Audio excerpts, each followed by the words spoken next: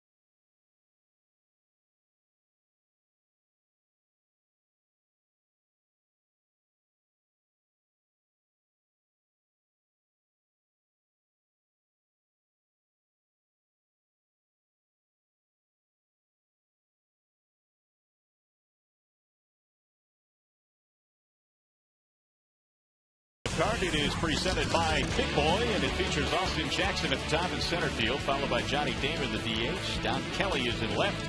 Miguel Cabrera at first base. Brennan Bosch is in right field. Guillen will play second. And your bottom three features Inge, Avila, and Santiago.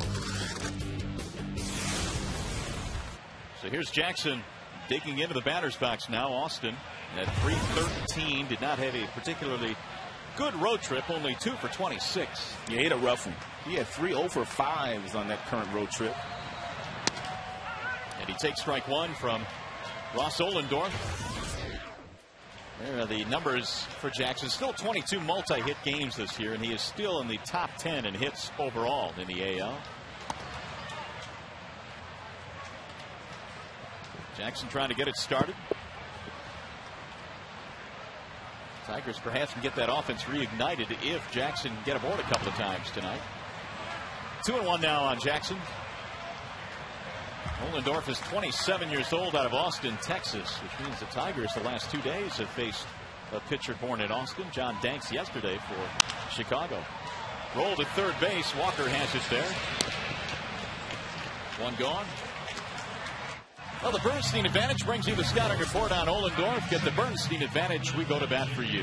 Ohlendorf really has pitched better than his numbers indicate. 0-3 record with an earned run average. It's not too bad. The team has been shut out in 2 of his last 4 starts, and they're only averaging 2.4 runs per game for Ohlendorf, and he's missed about a month on the disabled list with some back spasms, so many feel he's just rounding himself back into pitching shape. Johnny Damon, the batter, he looks at a strike. A couple different fastballs, four-seam fastball, two-seamer as well. He's got a slider, he's got a curve, he's got a change. He likes to work at the bottom of the strike zone. That's when he's doing his best work. Quickly ahead 0-2 on Damon, who's serving as the DH tonight. Maglio's still out of the lineup. Don Kelly is hitting third and playing in left.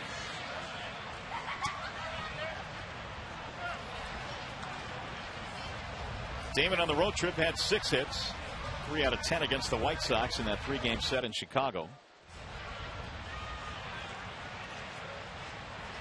Here's Ohlendorf's 1-2.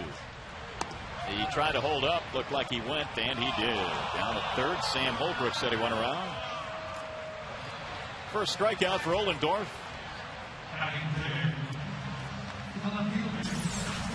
Pretty good pitch here with the breaking ball and some late life, and Damon tried to check his swing because he realized it was not going to be a strike, but too late. Went a little bit too far. It's a good night to pitch, that much is for sure. I know Ohlendorf, and Verlander are very loose out there. Very hot and humid night here at Comerica Park. Here's Don Kelly. 79 degrees to be exact here at the ballpark. I guess Jim really doesn't like to tinker with his batting order too much. Simply whoever is replacing Maglio sits in that number 3 spot the last 4 days. Ohlendorf looks like he's got some good stuff today. 0-2 on Kelly. 2 for 11 on that road trip. Ohlendorf is 6'4", 245, 27 years of age. Big boy. And the 0-2. Kelly hits it on the ground to second base. Routine there for Iwamura. And 1-2-3 go the Tigers. 3 up, 3 down. We go to the second. No score.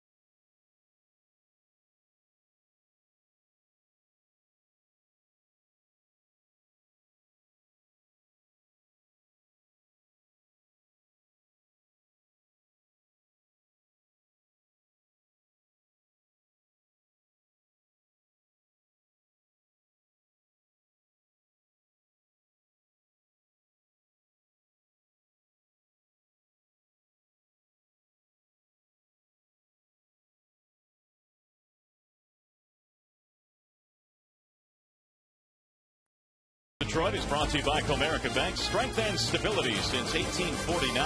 And by Comcast. Call 1-800-COMCAST for TV, phone, and internet. Back here at the ballpark for Justin Verlander. Had himself an easy 1-2-3 inning. He'll climb on top of the hill again and face Garrett Jones, Ryan Church, and Lastings Millage. As the Pirates come to the plate here in the second. No score. Got to be careful with Jones. He's got some pop. But if Verlander's able to locate first pitch fastballs, he can get Jones to chase above the belt buckle. And he also will chase down in the strike zone. Hammers it to center field, and Jackson runs it down. Boy, oh boy. Austin Jackson throwing up the hand at the last second and hauling that one in. And Jackson got caught coming in a couple of steps as this ball leaves the bat of Jones, and then had to recover to make up some ground, and we know that Jackson has the ability to do that.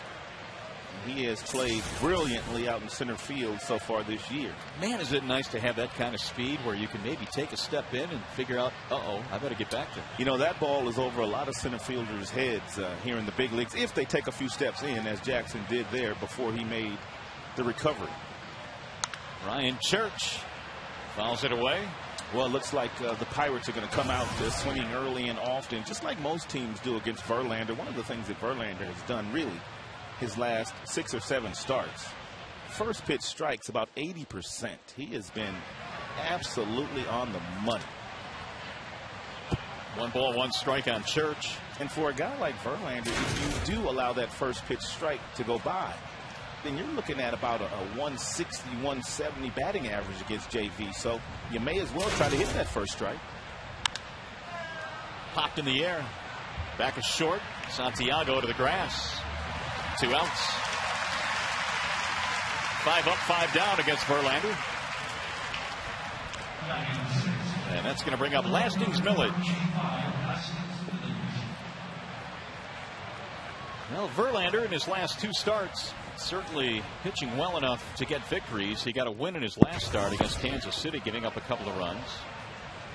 Really, he's only had a couple of really shaky starts this year. The rest of them have been pretty good. ERA of 3.65 coming in. There's another first pitch swing, and it's a pop up to the other side. They got dinner reservations or something. 1, 2, 3 they go.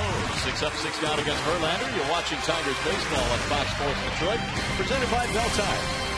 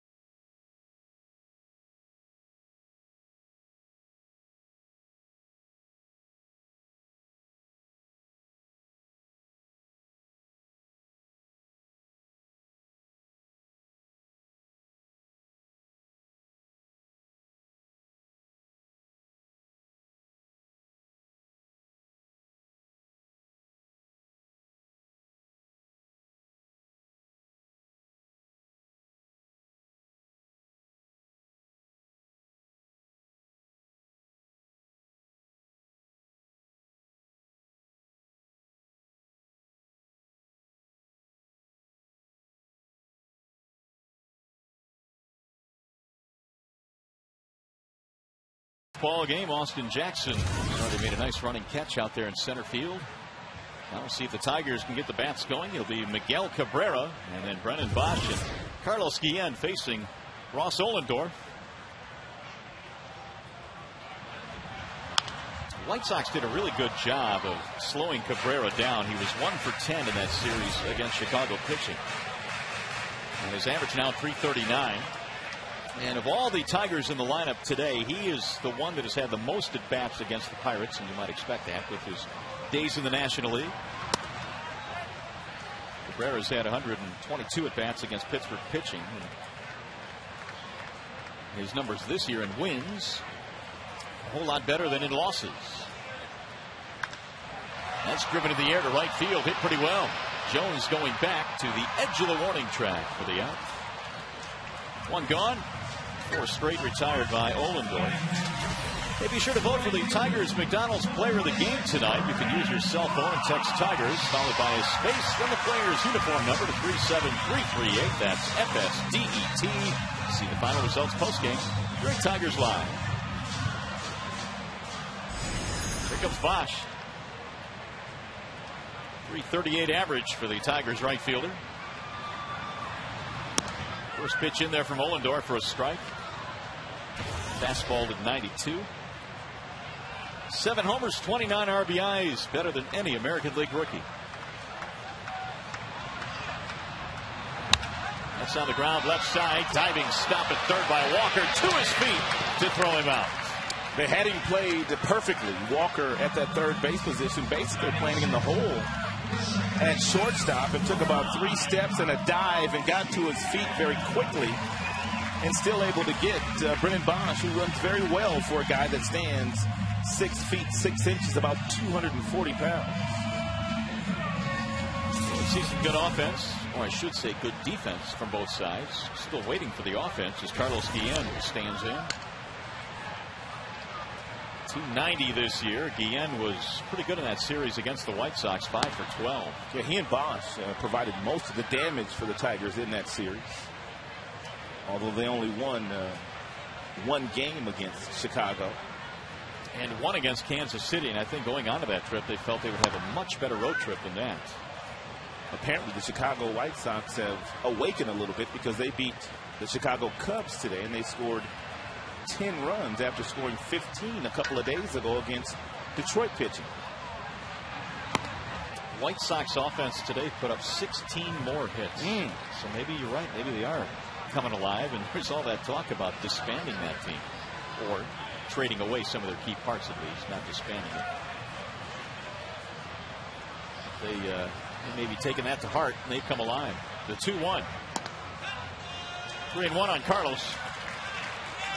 The Tigers saw Ollendorf last year in Pittsburgh. As a matter of fact, he started in that game where Dontrell Willis started, and I believe that was Willis's final start of the year for the Tigers. He walked 7 in that game in Pittsburgh, if some of you may remember that. A shortstop, Cedeno goes back to the grass, and another easy 1-2-3 inning for Ollendorf. Not a whole lot of offense so far as we go to the third.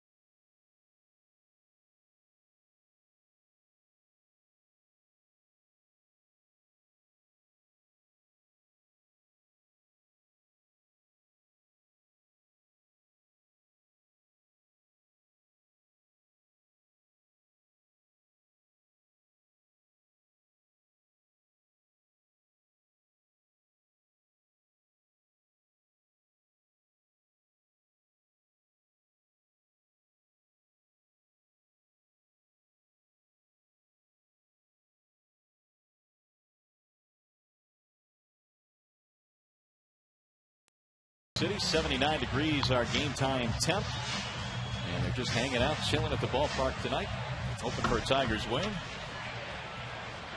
Verlander back to the hill in a scoreless game. It'll be Iwamura, Cedeno, and Jaramillo in the 3rd inning. Iwamura off to a very slow start, and for the Pirates this year, checking in at just 180. Well, part of that slow start can be traced to a horrible stretch he had in the month of May. Believe it or not, Iwamura had a stretch of 0 for 34 in May. Ooh. I mean, 0 for 20s are really deadly, but 0 for 34. So he's batting $180. We saw Iwamura for several seasons here in the American League with the Tampa Bay Rays. And a good player. Yeah. Really good defender. Tore his ACL last year, and so was limited in his playing time. The 2-0.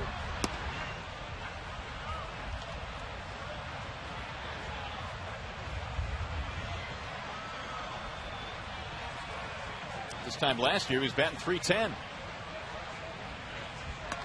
There's a strike, 3-1. So while many of these Pirates are not really too used to seeing Verlander, Iwamura has seen him a little bit. In fact, he's 3 for 10 against him. That's pretty good. Fouled away. 3-2 on Akinori Iwamura. Played a lot of years over in Japan before coming stateside. In fact, won 6 Gold Gloves in Japan.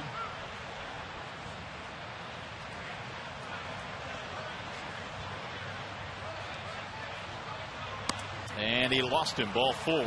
Leadoff man is on. Right back to the studio we go as we check in with Ryan Field for a game break. Ryan?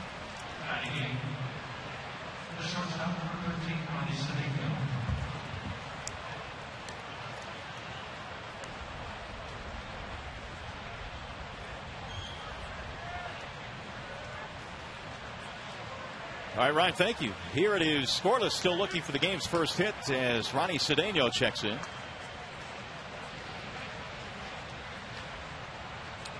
John Russell, their manager, very much National League style type manager, and early in games, and especially against a guy like Verlander, it might have a guy like Cedeno up there sacrificing, trying to get a runner down in scoring position. And he shows bunt and lays one down. Verlander will make the play.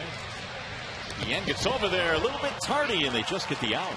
That's one of the things that Guillen told me a few days ago that he has to really make sure of, is the fact that he gets to first base on bunts and gets to second base when the catcher's throwing down on steals when he's covering the bag. But he plays so far up the middle that sometimes it has been difficult for him to get there, but he has gotten the job done. There are times when balls are hit almost behind second base, and Carlos is right there. Look at this ground he's got to cover. Yeah, I mean, he's got to cover a lot of ground. And Verlander grabs it and has to wait momentarily, and Guillen just does get there. That may be a situation where Carlos may have to cheat a little bit more, especially in bunting situations. And that most definitely was a bunting situation. There's Jason Jaramillo now with the man in scoring position and one out. Breaking ball drops in. Why do you suspect that Guillen plays as much up the middle as he does? Well, a couple of reasons. He might feel like he goes better to his left than he does to his right, which means that if he does play where he's playing right now, when he goes laterally to his left, he can cover more ground that way than he can the other way. And then another thing is Cabrera covers a lot of ground at first base. For a big guy, Cabrera can cover some ground. So that's one of the 2 reasons why I think he may play up the middle as far as he does. 1 ball, 1 strike on Jaramillo. And he's got plenty enough arm strength to play anywhere on the diamond, does Carlos Guillen. Yeah, that shortstop's arm really allows him to go up the middle and make those longer throws with ease. Jaramillo played his college ball at Oklahoma State. He was a teammate of Josh Fields, former #1 pick of the Chicago White Sox. And Fields now with the Kansas City Royals on the disabled list, isn't he? That is correct. I don't think he's played all year. I don't think so either. There's a bouncer right back to the mound. Verlander, had he looked at third base, had the lead runner, but he never looked. That's bad base running by Iwamura, but it worked out for him. And you're absolutely right. And Verlander patted himself on the chest. My bad. Right now, if he looks at third base, he's got Iwamura dead out, but he never took a look at him. So to third base goes Iwamura. 2 away, and it's up to the top of the lineup now, Andrew McCutchen. McCutchen is 0 for 1 with a ground ball. He hit that to Brandon Inge to start the game. Andrew is one of their better players. Uh-oh. And he drives one deep. Left center field. This ball is hit well. Kelly goes back, and it's off the wall. This will get a run in. McCutchen will cruise into second with an RBI double. His bat speed has been compared to the bat speed of Gary Sheffield. And you know how quick Gary Sheffield's bat was. He's a former #1 draft choice. He can really run. And that's a fastball at the top of the strike zone. That's up at about 95 miles an hour. He gets on top of it and drills it off the gate in left center field. That's a lightning quick bat. 14th double of the year from McCutchen, who very nearly hit it out. And anytime you get your name compared to Sheffield as far as bat speed is concerned, then you know you've got some bat speed. He also gives you a little pop at the top of that lineup. 7 home runs this year. There's a high fly ball toward left off the bat of Walker. And into the seats goes Kelly to make the catch. Nice play by Don Kelly, leaning over the railing. And that'll end the inning. Kelly flashing some leather.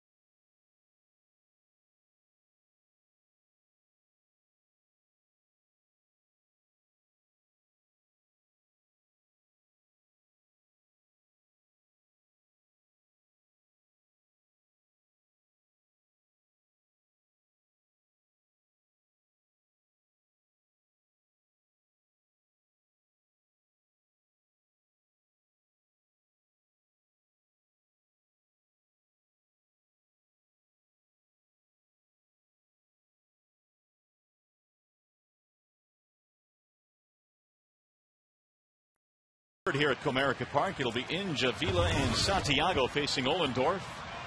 RBI two-base hit by Andrew McCutchen makes it 1-0 Pittsburgh.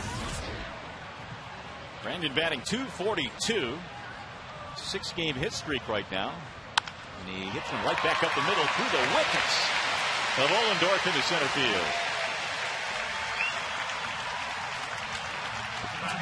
Hey fans, you don't want to miss the Tigers' 16th annual Negro Leagues tribute game tomorrow at 6:05 when the Tigers take on the Pirates. The first 10,000 fans receive a Detroit Stars cap.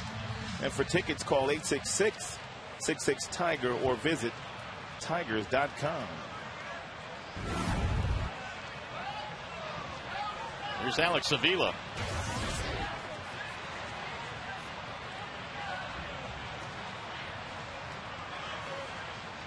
Avila swinging on the first, fouls it back.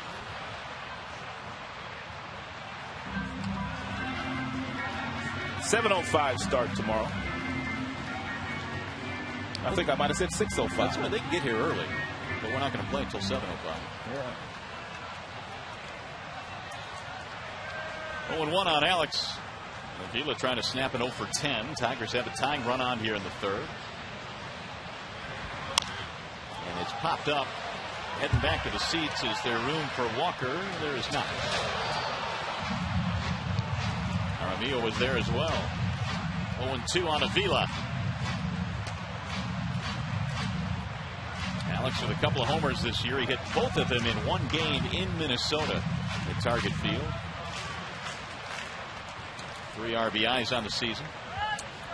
Well, Ohlendorf was their best pitcher last year, and you're kind of seeing why he was their best pitcher last year. We told you he had a back issue this year, which kind of shut him down for about 5 weeks. And the first 3 starts after coming back from the back issues, he just wasn't himself. But he wasn't getting a whole lot of run support either. But he's got some good stuff. He's got a real good moving fastball. He's running in on the left-hander's hands, and we haven't seen many guys with good swings yet against Ohlendorf.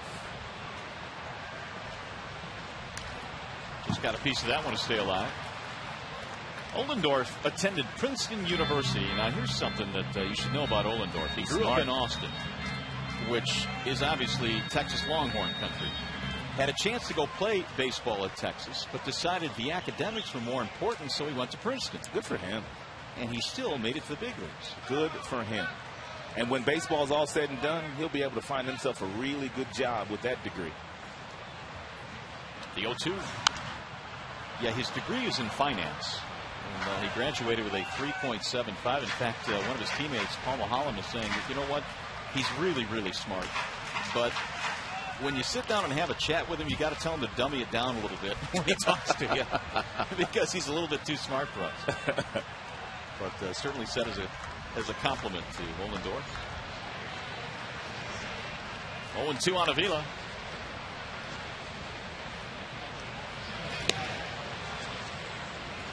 Tigers trying to get something going offensively. They really were shut down in that series against the White Sox. Of course, John Danks and Scherzer really hooked up in a good one yesterday. Good baseball game.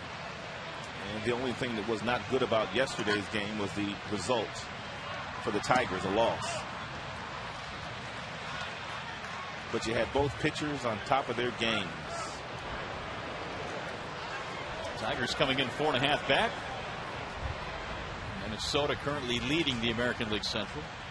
So much for Minnesota to figure out a way to play outdoors. They are 20-9 at New Target Field, one of the better records in all of baseball for home teams.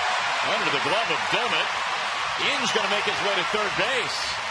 And the Tigers have something brewing now with runners at first and third. Domet, not a first baseman by trade, but John Russell elected to keep him in to keep his bat in the batting order, but he doesn't really shuffle off of the bag. He kind of wants him a standstill position, and the ball goes right under his glove. Really, if he shuffles off the bag the way that first basemen are taught to shuffle off the bag, that may have been a double play, but the Tigers will take that. So they're at first and third with nobody out. Here comes Santiago. 254 for Ramon. 5 hits on the road trip. They've ruled it a base hit. So a single for Avila. Ball high to Santiago.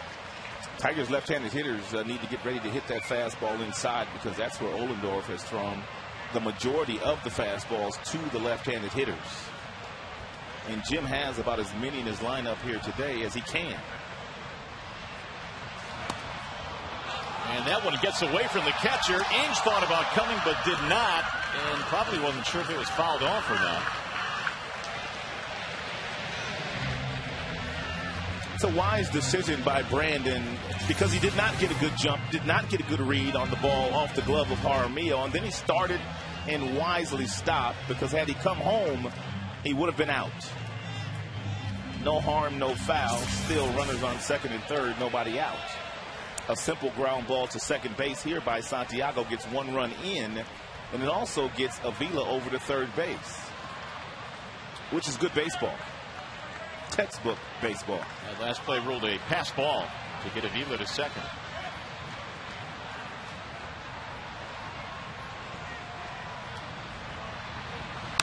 Santiago fouls it back out of play. 1 ball and 2 strikes. Well, the Pirates got Ollendorf a run in the top of this inning, and Ollendorf has not received more than 3 runs of support in any of his 7 outings this year. It's tough to win that way. In fact, they've been shut out in 2 of his starts. So it really is. They got a 1 run, but the Tigers are threatening to at least tie or go ahead.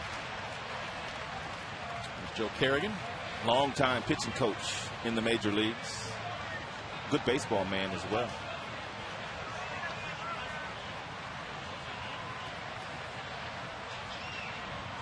The 1-2.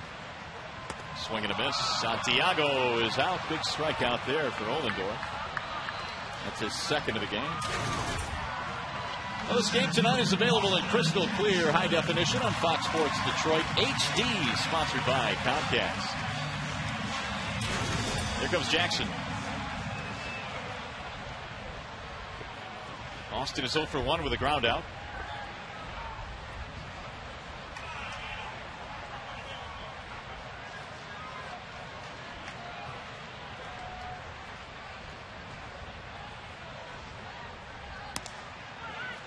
There's a strike on the outer edge. Jackson, in the month of June coming into this one here tonight, was batting just .225. Of course, his best month was the month of April, his first month in the big leagues. He hit .364 in April. That's why Jim Leland was cautioning everyone after the month of April, which was a sensational month for Jackson. And telling everybody to slow down just a little bit. He's not headed to Cooperstown just yet. He said this is the big leagues, and there's going to be some times where Jackson struggles up here, and he came off a very difficult road trip, but overall, numbers still real good, and Jim still likes the look in his eye. He still believes and knows that Jackson's going to be a good baseball player. But it was hard to keep up that pace he was on. If not impossible. He's down to the count 0-2. Driven foul back out of play. Ohlendorf has had a couple of Tigers in this count today. No balls and 2 strikes. And a lot of pitchers in the American League, they waste pitches on 0-2 counts. But he is not. He is coming right after the Tigers in the 0-2 counts. And there are some pitching coaches that will argue that that's probably what you should do. I mean, what is the point of wasting pitches to drive your pitch count up?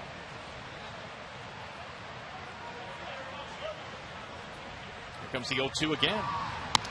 That one missed high. 1 ball, 2 strikes. And Jackson just needs to really concentrate on putting the ball in play. A lot of times, Jackson goes into his 2-strike approach here. He doesn't lift the leg as high as he normally does and simply tries to play pepper with the baseball, put it in play. A ground ball to shortstop or second base, really anywhere in the infield, gets the Tigers on the board and gets a run in the run column. Inside.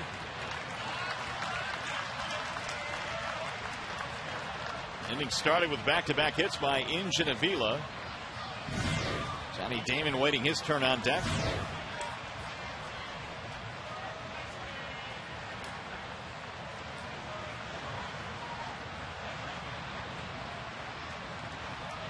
Now the 2-2. Swing and a miss, and down goes Jackson. Ohlendorf has his 3rd strikeout in the last 2, coming in a key spot. He's got that fastball anywhere from 90 to 93, and then he gives you a lot of body movement. And as a hitter, you think that fastball is coming, and he has pulled the string on both Santiago and now Jackson with that real slow curveball. And that replay courtesy of Lincoln Mercury. Pitchers love that Lincoln Mercury Exmo. Boy, it really slows things down. They can figure out some things. Arm slot, release points. Can really figure out some things. So here's Damon now. It's going to take a 2-out hit. Johnny, a strikeout victim back in the first, one of the 3 that Ohlendorf has tonight.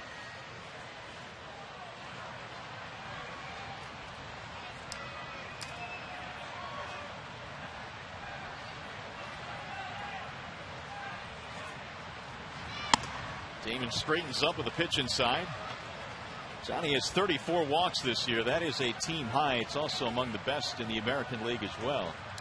I know it's only been two innings, but I cannot remember a pitcher in the American League that has pitched as aggressively inside the first time through the batting order as he has done here today. You just don't see it these days.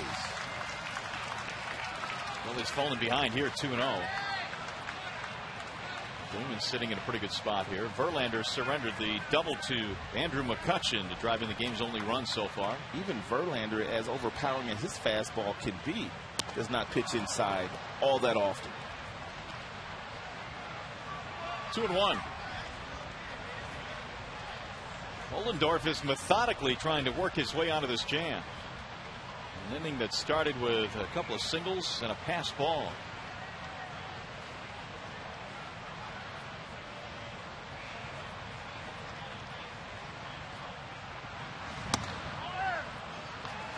Green 1.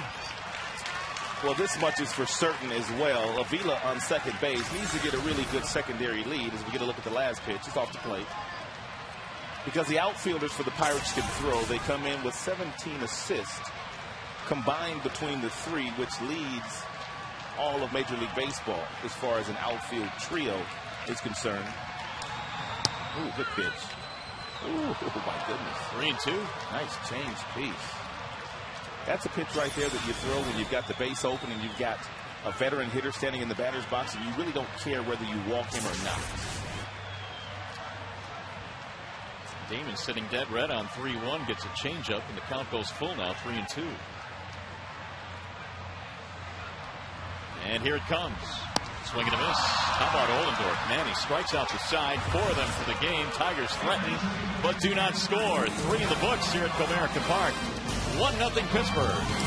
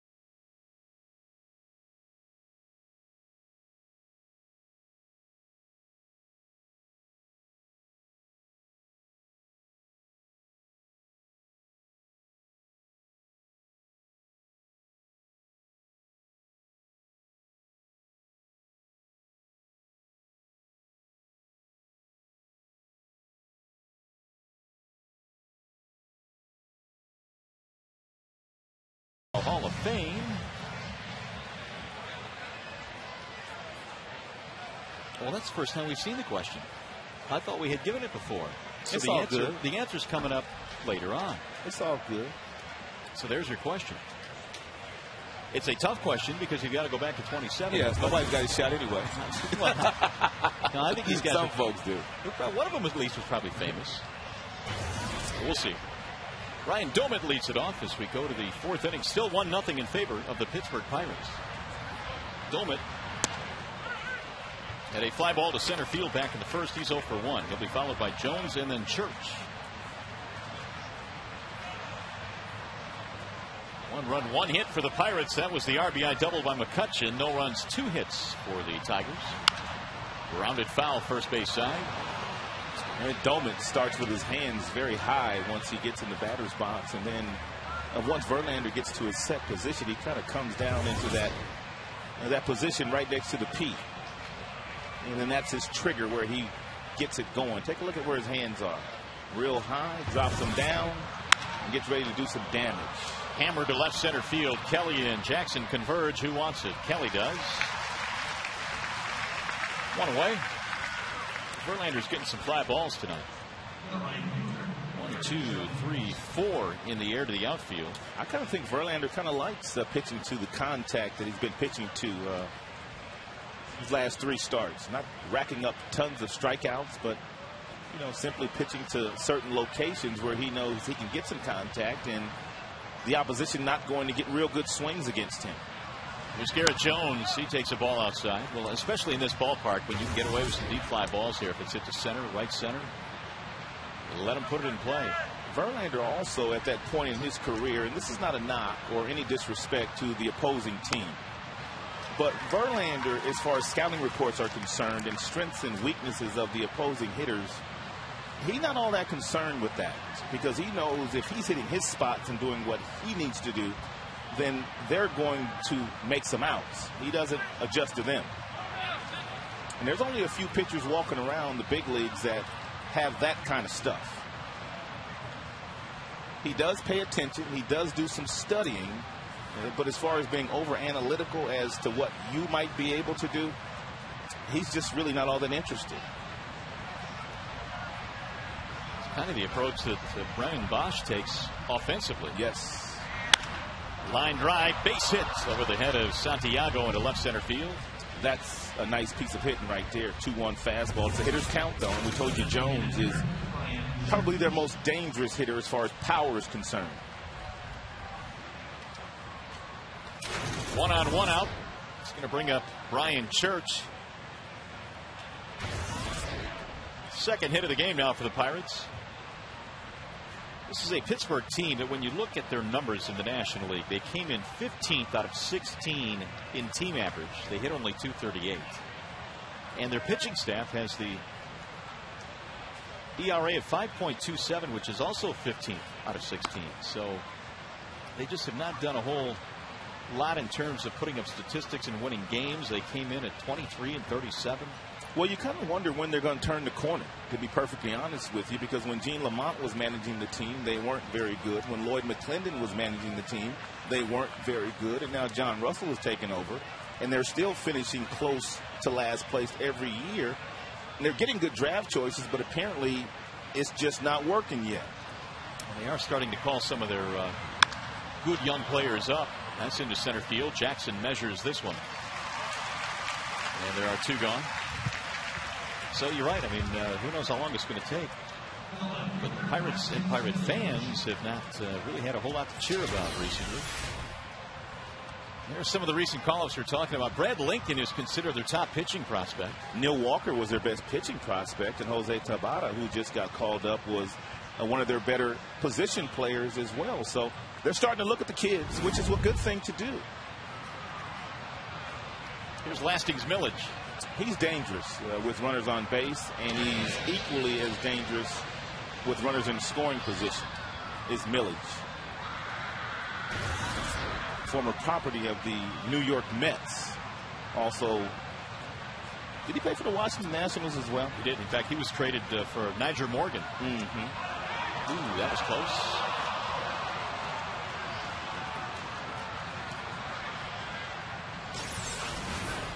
Verlander with quick feet, and it's always good to pick. If that ball's low, they get it out there. It's always good to pick off when you know guys really aren't running. Because those guys tend to forget about the pitcher and the move because they just think why would he try to pick me off? He knows I'm not going to steal a base here, and they try to get that extra step, and it almost cost Walker there. Jones, excuse me. Millage is 0 for 1. Lastings has hit safely in 6 of his last 8. Runner goes. Here comes a throw. The tag. Safe. Avila put it low, and Guillen apparently either missed the tag or it was targeted. I don't know if he really had a chance. Verlander was probably about 1.6 getting that ball to Avila, and once he threw the ball down there, Guillen picked it. He got him on the backside, but the left hand of Jones was on the bag, but he had about 5-6 steps before Verlander let the ball go. Good stolen base for Garrett Jones. The 1-1. Good pitch. 1-2. Here's where Lastings, Millage is tough. Runners in scoring position better than the .350 batting average. So Verlander has some work to do here in the 4th. Gave up a run in the 3rd.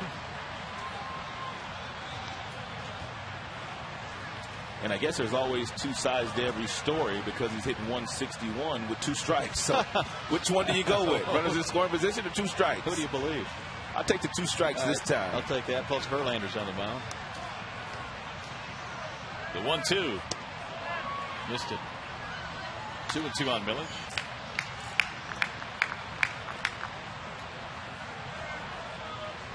A couple of years ago with the Nationals, he led them in the RBI category with just 61. Playing in Pittsburgh these days, trying to drive in a run here. 2-2 pitch. Checked it, and he did not go. 3-2.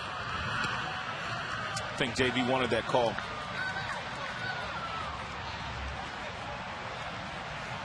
Iwamura waiting on deck. 1-out single by Jones. He then stole second base.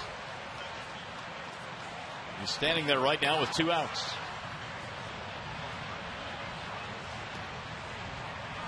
And the 3-2 is ball 4. He lost him. Second walk for Verlander. The other was to Iwamura, the current batter.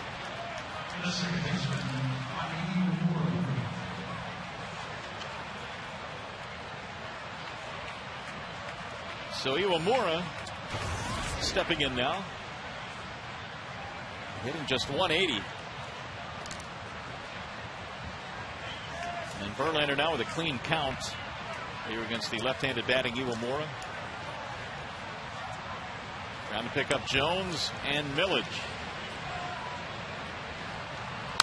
And he slices one foul back out of play. Iwamura over in Japan was a 5-time All-Star before coming to the States and playing with Tampa. And had a really a good go of it with the Tampa Bay Rays before the injury slowed his season down last year, and then eventually he was acquired in a deal in November. Hammers this one to left center field. Kelly is on the run, still going back to the track, to the wall to make the catch. Don Kelly playing a nice left field tonight, helping out Verlander. No runs, a single, a walk, and 2 men left.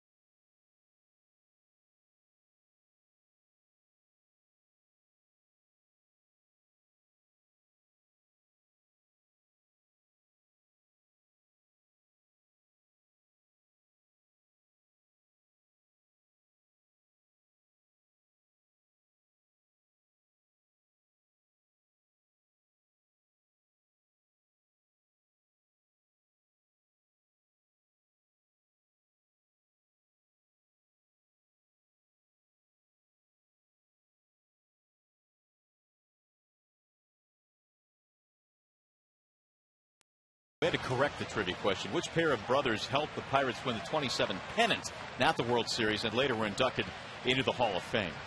And I promise we will have the answer. And here it is. The Wainer brothers, Paul and Lloyd Wainer. There you go.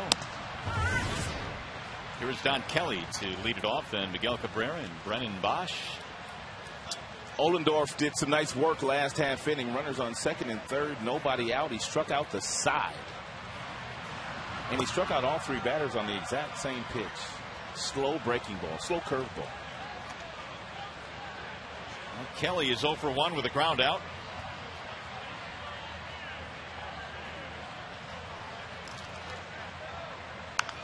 Rolls this one slowly to first base, and it's picked up there by Domit. Pitcher covers for the out, 1 gone. And it'll bring up Miguel Cabrera. Got to get Cabrera going here. He was 1 for 10 in the series against the White Sox. 0 for 1 here tonight.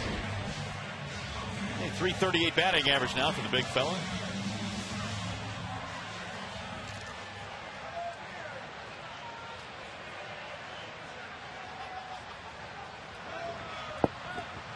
...2009 was Ohlendorf's first full season of the big leagues. He won 11 games.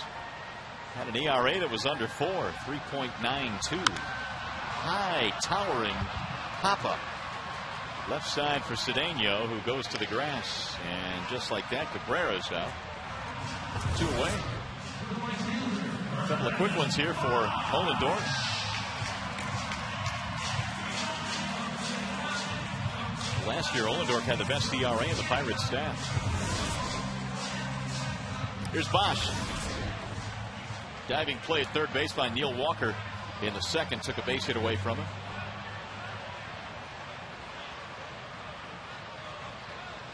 And he swings and belts one deep in the air to right field, way back, and that ball is way gone. He killed it. Brennan Bosch with a monster home run to tie this game.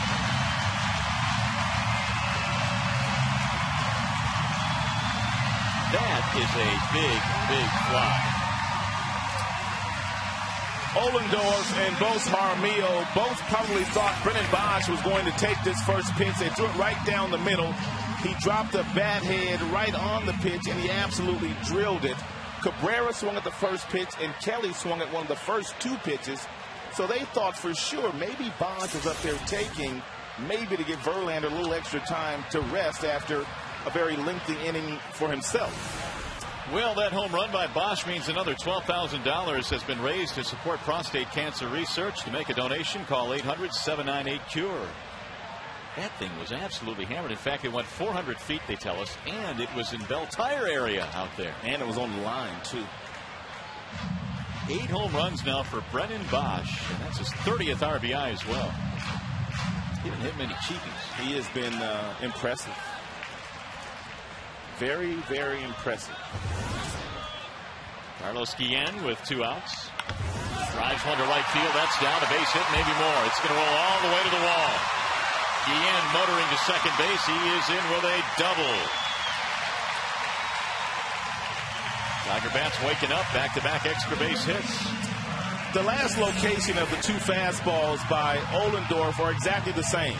This one a little higher, as you see Guillen kind of climb the ladder with his hands, and he rips it down in the right field. Also, Brennan Bosch got a fastball that was down, so apparently the Tigers are making a little bit of an adjustment here early on, second time through against Ollendorf, and they really didn't make that adjustment yesterday against Danks. Carlos Guillen safe at second base with a double, safe and secure, New York Life. And what I mean by the adjustment yesterday against Danks is Danks threw a lot of fastballs to Tigers hitters, and it appeared that some were still looking for that very good changeup that Danks features, and they never quite got on track.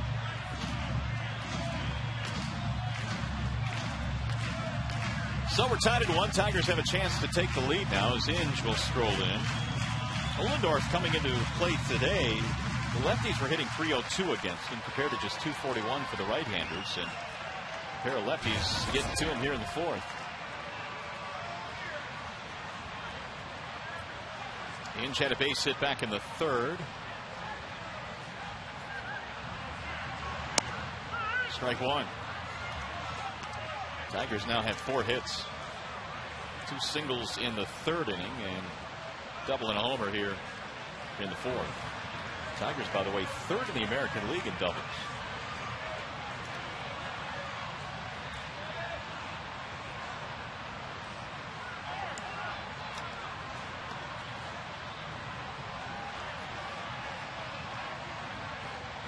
Inge now a 7-game hitting streak with his single and his last at bat. Slowly but surely the average starting to climb. Wave and a miss. 0-2.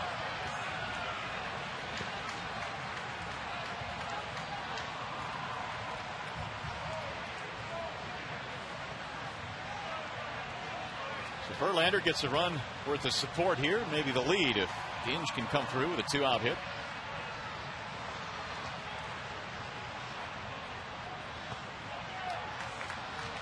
One and 2 on Brandon.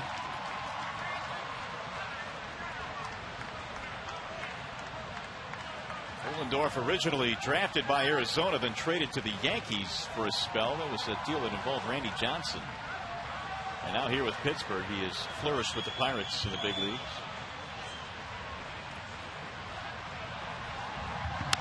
Ground ball, third base side. It's by Walker. It's into left field to get a run in. Guillen comes around to score. It's going to be a double for Brandon Inge.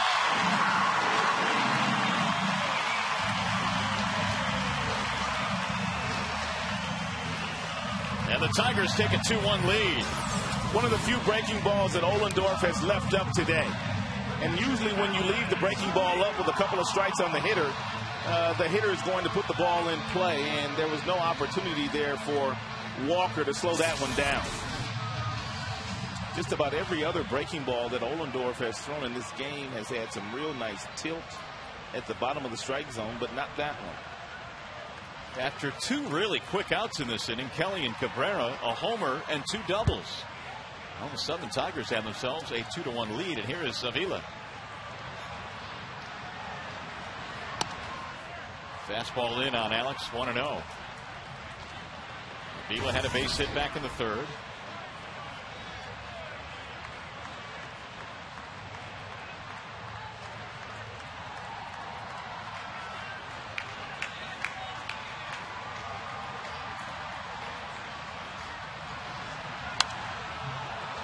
Inge, by the way, on the 7-game hitting streak is hitting at a .357 clip.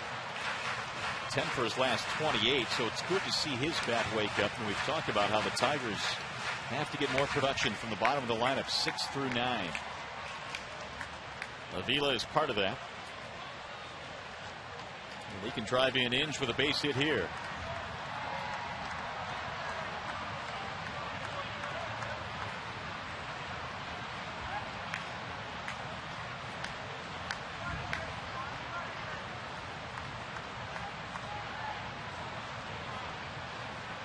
Ohlendorf, after a speedy start to this inning, has really slowed down the pace. 2 runs on 5 Tigers hits.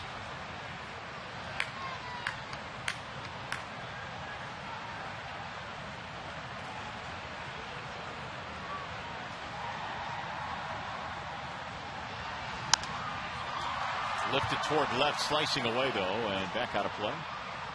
1-2 on Alex.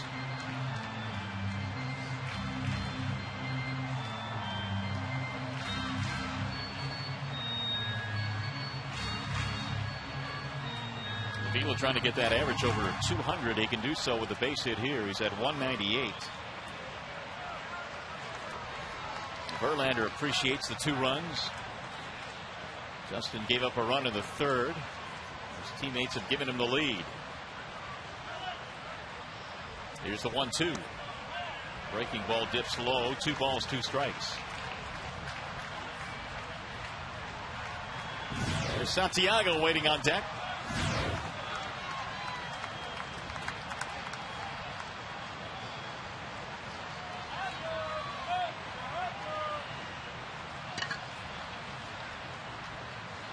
And the 2-2. Missed it high.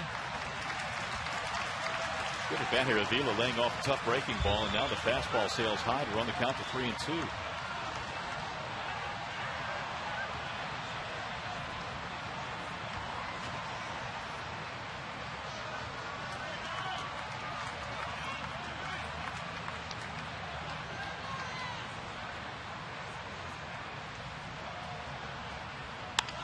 Right back up the middle, into center field, base hit. Inge rounded third, they'll send him home, he scores. Alex Avila, 2 for 2, and an RBI.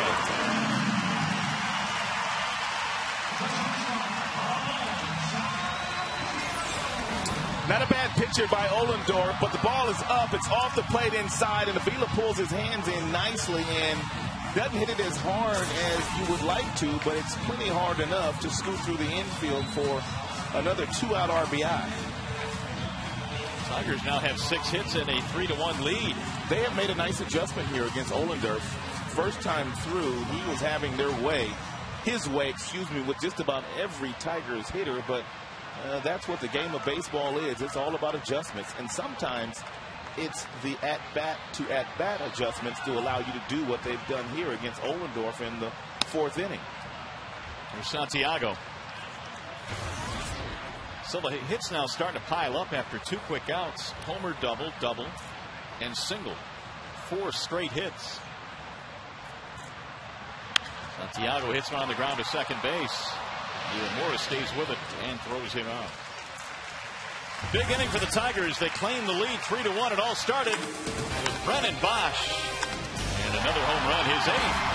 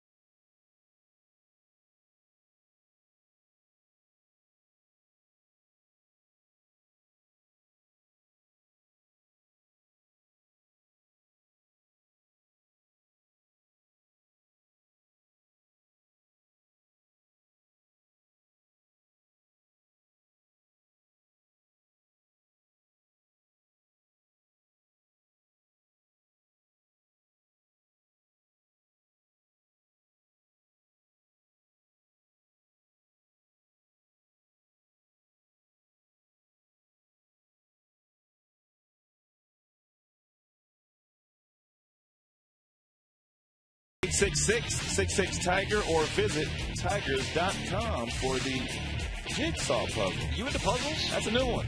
No, not really. Really? Not really. I mean, when I was a kid, I used to like to put together those kinds of puzzles. Not crossword puzzles, but the kind where you just kind of put them down. Jigsaw puzzles, so to speak. Yeah, when I was a kid, I used to love that.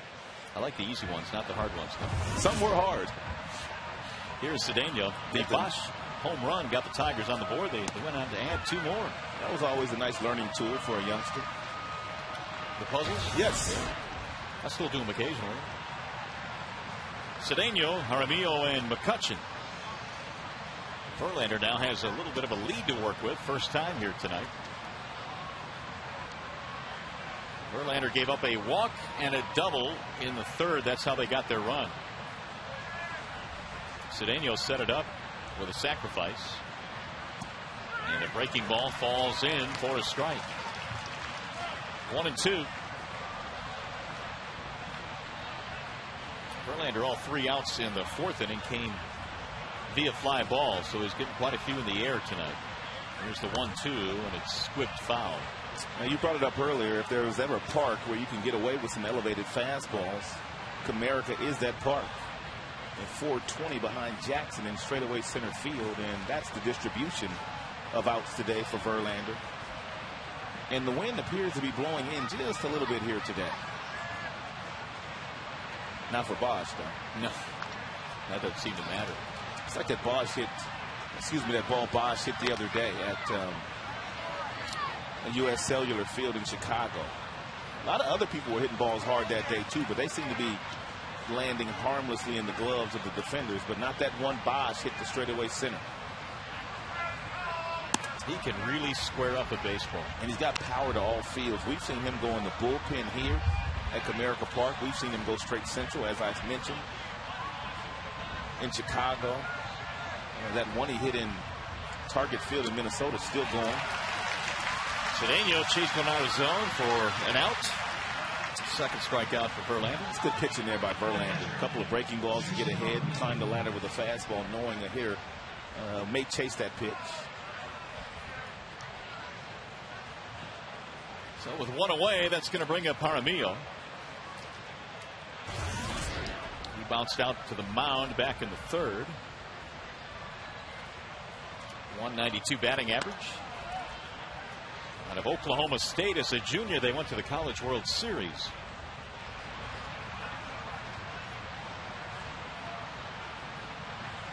Here's the 1-0.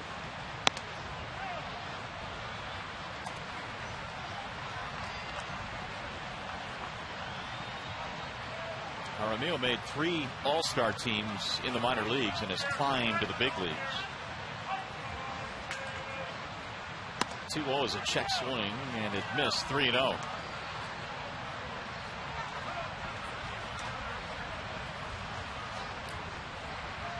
He has started 4 straight behind the plate. Actually, tonight is 5 in a row with Domet playing first base.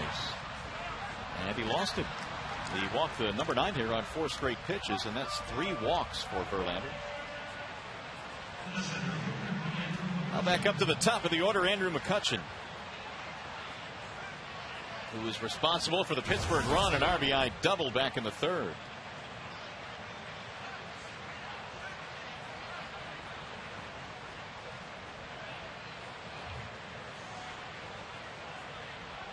McCutchen has hit in a few different spots this year for John Russell. He has batted 2nd, he has batted 3rd, but today he is back in that familiar leadoff spot where he did most of his damage last year after he was recalled from the minor leagues. This cat, he has to be one of the fastest base runners in all of baseball. Human highlight film as far as them legs are concerned. Well, I wonder who could be faster. I mean, there are some guys that can pick him up and lay him down, but boy, McCutchen can really run. The only guy that I would compare him to in this league would be Rajai Davis of the Oakland Athletics, and I still think that McCutchen is faster than him. Let's set up a race between the two. It'd be nice. It'd be fun. Promote it and everything. Sell some tickets.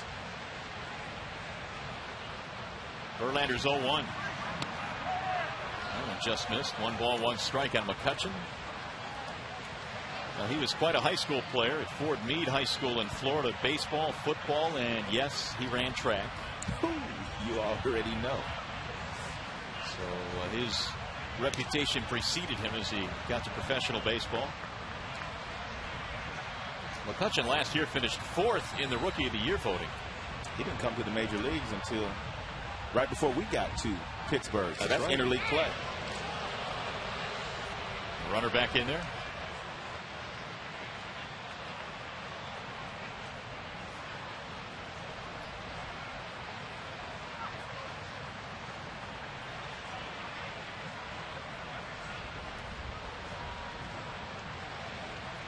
Here's the 1-1. High towering fly ball deep left field. That ball is hooking, and that ball is a foul ball. I told you he's got some lightning quick hands. Gary Sheffield kind of bat speed. Take a look at this.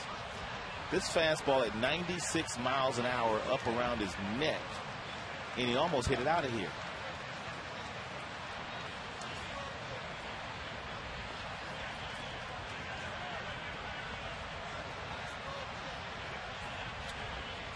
You don't see that very often, not from Verlander, not up there. He kind of looked like Sheffield on that swing, too. Man, he's got some quick hands, man. This guy's blessed. He's got some quick hands. Where do you bat a guy like this in the lineup? He has that kind of punch. He was hitting 3rd the last couple of games. Of course, his speed says put him at the top. I kind of like the top because once he gets on, that just disrupts everything.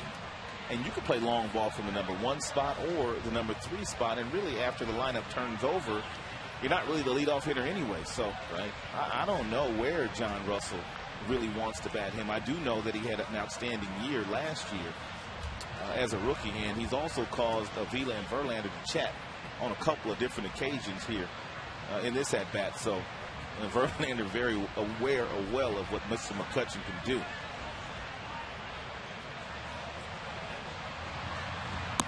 You know, we talked a lot about Curtis Granderson when he was here, and he was batting leadoff, and many felt that as he progressed in his career, he would eventually hit lower in a lineup. And that, I don't know, there might be some talk about that with McCutchen as he grows into his big league stint. He certainly has power. He's hit 7 home runs. Runner going, and it's grounded foul. Well, they had Jaramillo on the move. Verlander might go for the strikeout here. He can get the strikeout as we look at the variations of speeds in this at-bat against McCutchen, anywhere from 96 all the way down to 80. And with Jaramillo taking off on this particular pitch, a strikeout and a throw him out's in order here. Strike him out, Avila throw him out. Runner going again. Bouncing ball to second base. Guillen looks at second, but takes the out. They stay out of the double play. Advance Jaramillo to second base. 2 gone for Neil Walker. I guess that's just National League style of baseball. Anytime 3 and 2, you just send the guy. You don't want to. Yep. You know, you don't wait around, regardless of who's on the mound. Well, Walker is 0 for 2. Hit a ball down the left field line back in the 3rd that Kelly reached into the seats and fouled Brown to pull away.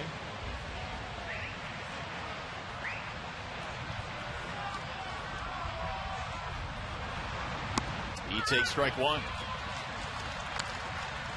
Walker is the son of Tom Walker, who pitched for the Tigers. You got to go back in the mid-70s, though. 1975. He pitched 1 year here in Detroit, so he's got the bloodlines.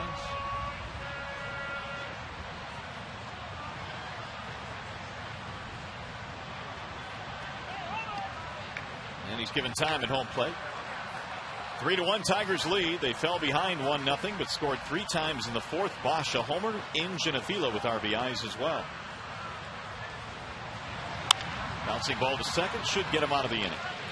Guillen, and that is that. Nothing doing to get a walk, leave a man. You're watching Tigers baseball on Fox Sports Detroit, presented by Bell Tires.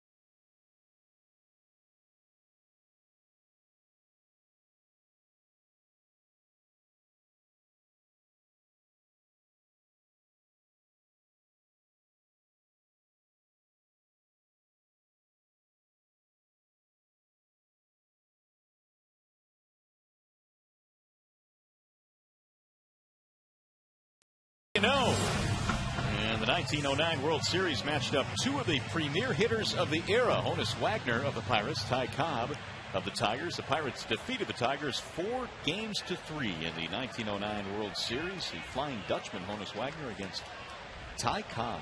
Two of the greats. They're matched up here years later. The Tigers and the Pirates in interleague play. Here's a bunt to first base. And Jackson is tagged out. Good idea by Jackson. The only thing that he would have liked to do differently, and that's get the ball more toward Iwamura, the second baseman. If he does that, he's able to beat this ball out. But as it was a hard bunt. It was right at Domet. Domet picked it up, and then he was able to tag Jackson as he ran by. But I like the idea by Jackson. When you're not getting hits, and you're the leadoff hitter, and you have speed, and you have the ability to bunt, go ahead and try to use that weapon. Here's Johnny Damon.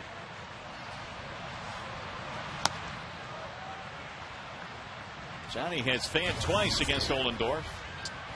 I grew up a Dodgers fan in Los Angeles, California, but the Pittsburgh Pirates were probably one of my favorites. That's going to get down and go to the wall. Going to be extra bases for Damon. He will hustle into second with a double.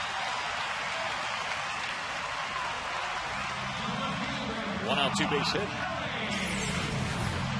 It's a fastball up, maybe a changeup up. It looks like a changeup, and it stays up for Damon. And Damon got out and around it and hooked the ball down in that right field corner for a double. But as I was saying there, I used to love when the Pittsburgh Pirates came to town with Pop Stargell, and of course they had Dave Parker and Omar Marino in center field. Boy, they had some outstanding teams in the mid to late 70s. The We Are Family days? No doubt. Well, they had some good teams, you're right. I had one of those little half helmets, I guess is what you'd say, with no ear flaps on it, with the big P on it, black, gold rim. It was a fun time watching Pirates and Dodgers back in those days. Here's Don Kelly. Dave Parker hit some of the hardest line drives. When the Pirates I root for players. I mean, Willie Davis is one of my favorite players ever. I used to just love to watch him hit triples. But I mean, how could you not root for guys like Pop Stargell, Bill Madlock, and the Cobra, and Manny Sanguillen was a catcher? It was just a fun team to watch. And then Foley playing shortstop, Garner playing second base. I remember that team like it was yesterday, and they were good. Now, what did you think of the uniforms? I didn't mind them. Really. They had a ton of them. They had a ton of them. No crazy hats they used to wear. Jim Bibby was one of their aces. John Candelaria. Man, it was fun watching those guys back in the day. Those pillbox caps with the stripes around. And they had different colors, too. Yes, they did. They were styling.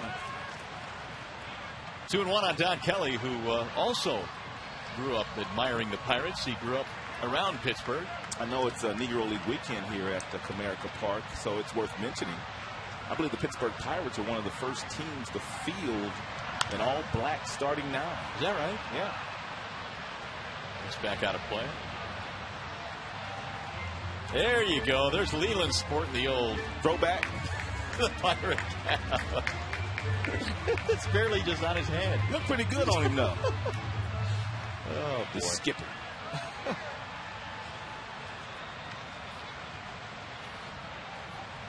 2 balls, 2 strikes on Don Kelly.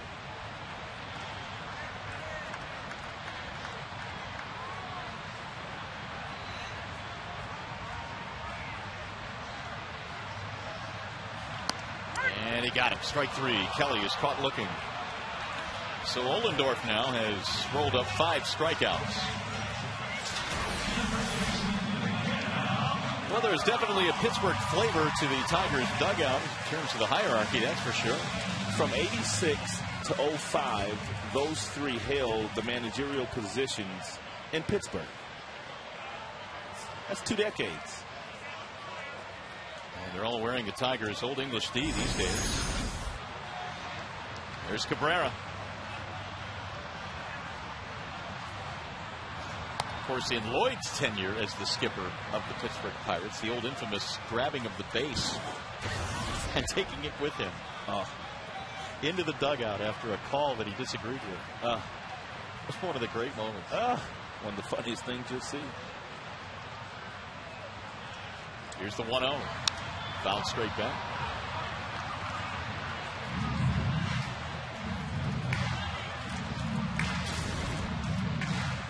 Here's Lloyd. Tommy Sant must have been the first base coach that day.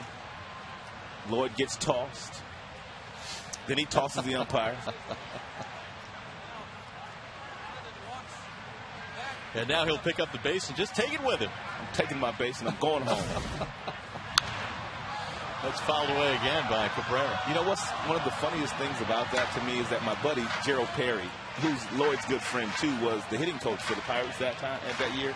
When Lloyd walks by him with the bag, he is doing everything that he could possibly do not to laugh. Now take a look at my partner here, down in the corner there. Right there. Yeah. 2-2. That was a funny moment.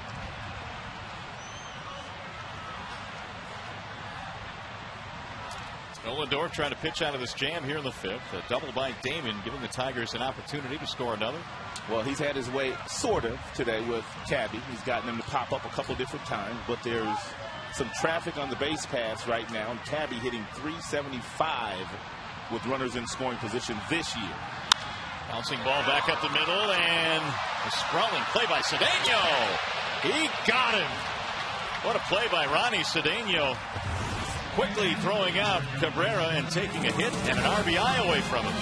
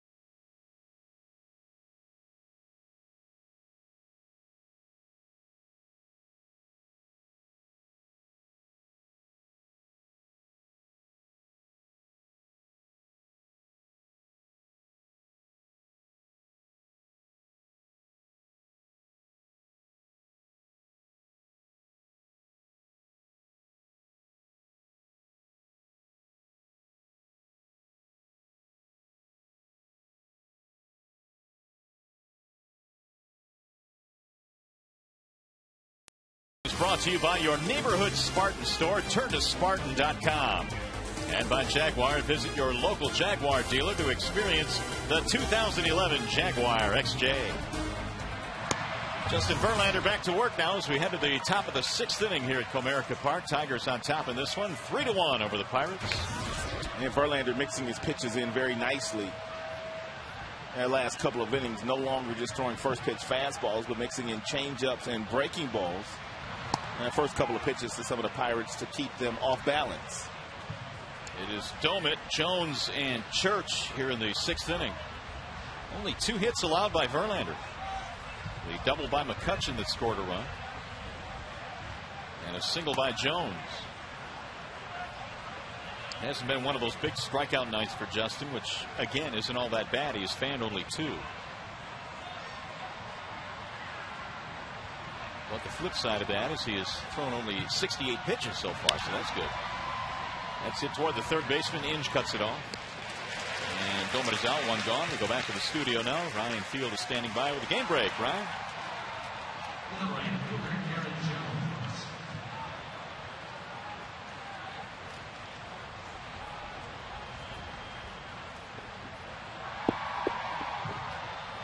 All right. Thank you very much, Ryan. Minnesota Twins are playing the Atlanta Braves. So let's hope that the first place Braves can slow down those M&M boys in Minnesota. Is that in Minnesota? Or it is. It's in Minnesota.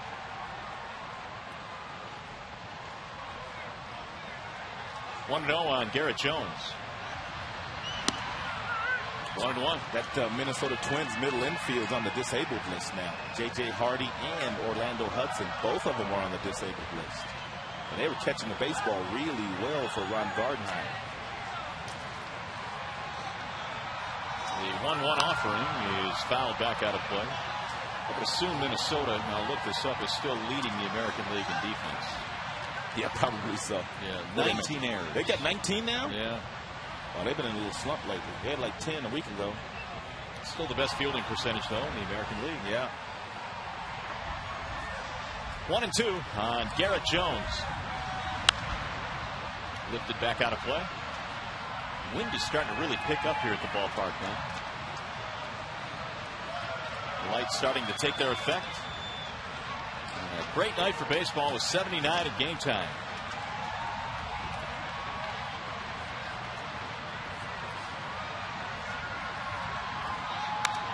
Fouled away.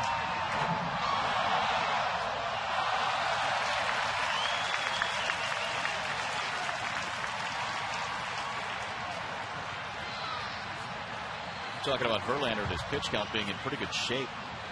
Justin going 7 innings at least in each of his last 3 starts, actually 4 starts, and getting into that 100 plateau. So while the strikeout numbers maybe haven't been as overpowering, he's getting more economical outs. He struck out just 4 in his last start, but 1 beat Kansas City, and that missed time. 3-2 on Jones.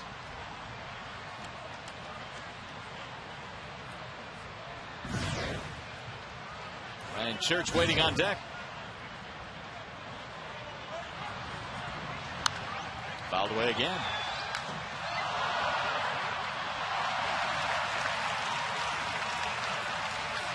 Garrett Jones last year led all major league rookies in home runs with 21. He has 8 so far this year. Legitimate pop. Legitimate power. And while McCutchen finished 4th in the Rookie of the Year voting, Jones last year finished 7th, so he got some votes too.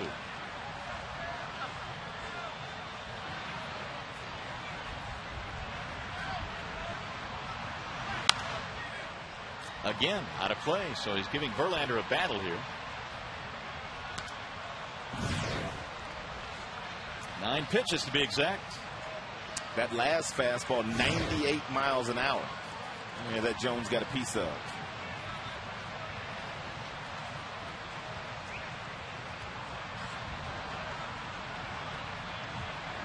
Fastball inside.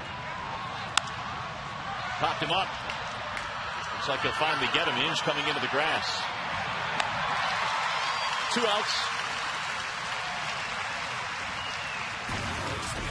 Hey fans, as soon as the game ends, our coverage continues with Tigers Live. You'll hear from the manager Jim Leyland and the players. Plus we'll break down the game and show you all the highlights. Tigers Live from the Call Sam Studios immediately after the game here on Fox Sports Detroit. Bosch will be part of the highlights with his long home run. We've got the Tigers offense rolling in their 3-run 4th. Here's Ryan Church. Again, Verlander has allowed just 2 hits in this game. Tigers have 7. Church 0 for 2. Ooh,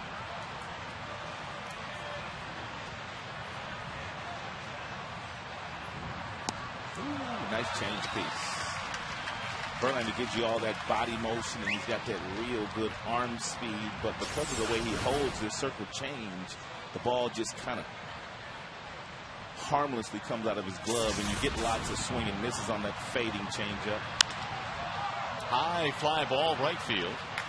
Bosch coming over, and it's a 1-2-3 inning for Justin Verlander. We go to the bottom of the 6th. Still 3-1 Detroit.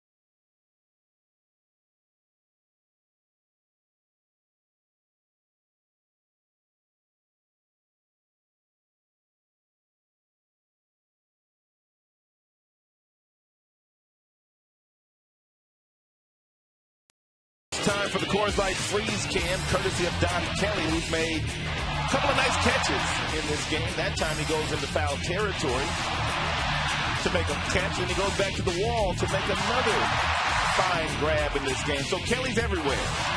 Coors Light Freeze Cam is always brought to you by Frost Brew Coors Light. Well, the Tigers are on top 3-1 as we head to the bottom of the 6th inning. And Brendan Bosch leads it off. Bosch, Guillen, and Inge facing Ohlendorf. Home run back in the 4th inning keyed a 3-run frame for the Tigers. In fact, Ohlendorf had 2 outs on just 3 pitches to start that inning, and then all of a sudden the Tigers really teed off. There's another base hit for Bosch. Lead-off single.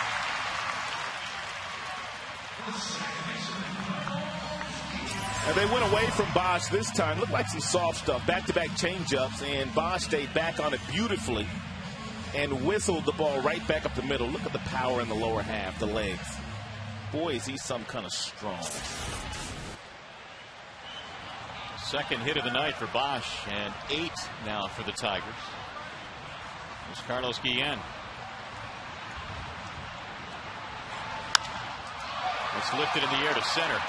McCutchen is on the run.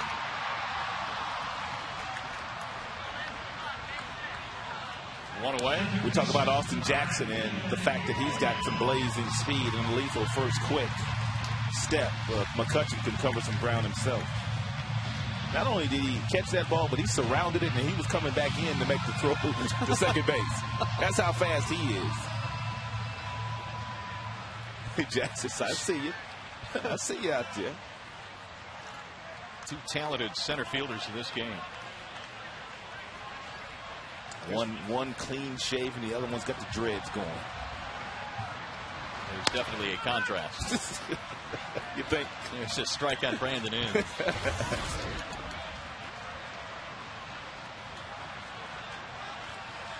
Well, I'll tell you this much. Jackson has a lot easier day when he wakes up in the morning. That's true. Doesn't have to deal with it. Oh, he was spinning his wheels and he just got back. Bosch just got in there. Not many bad hair days with Jackson. No, never. Bosch looked like he was running on that pitch. Had Ohlendorf thrown that ball over to first base with any more authority instead of basically lobbing it over there, they might have got the pickoff there.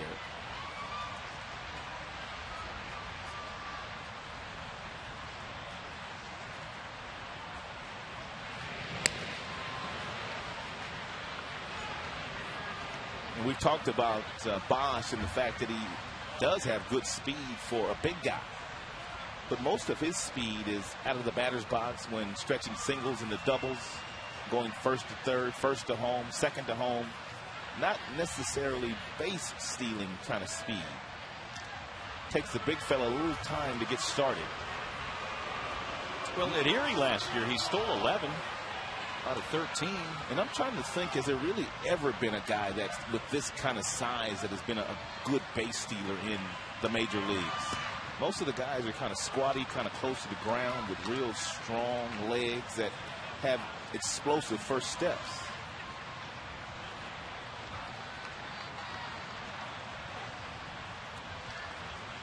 Iwamura, he must be covering on the play should there be a steal from hitting on a hit and run or something here. Jim does like to put runners in motion in this count, 1-1. Jim has done a lot less hitting and running this year, though. I guess it kind of depends on the kind of team you have. When you got guys like Bosch, you got guys like Cabrera, I guess you don't want to run into outs too often. Yeah, that has been the strength of their team, the guys in the middle that have been able to drive and run. Maglio, of course. I think I found a guy that might have fit your description that could steal some bases. 6'6". How about Dave Winfield? Oh, yes. Dave could run. Yeah. He stole many seasons which he had 20 or more. 20 or more. Yeah, that's good. That is good. He was a three-sports star. Yeah. I mean, he was drafted in football, and he was drafted in basketball and in baseball. So he was quite the athlete.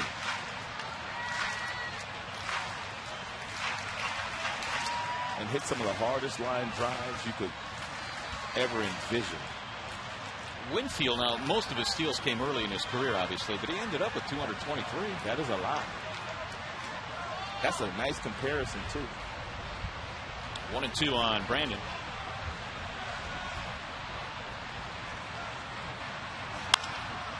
In the air to center field. McCutchen coming to his left this time, but it's going to be the right fielder Jones who makes the play. And there are two gone. We remind you, Tigers fans, this season it's easier than ever to find the seats you want or sell the tickets to the games you can't make. It's on StubHub, the official fan-to-fan ticket marketplace of the Tigers. Go to StubHub.com and choose your seats today. 2 away now for Alex Avila, who's had himself a nice game. Couple of hits and an RBI. Avila getting more and more playing time. At least he started, I think, 4 or 5 of the last 6 games against right-handed pitching. That's what Jim said at the start of that last road trip when the Tigers went to Kansas City, that Avila would get the bulk of the catching time.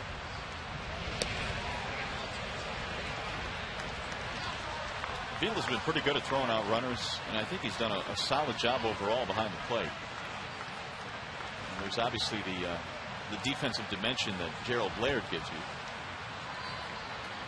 But in a search for more offense at the bottom of the lineup, Avila is getting more time.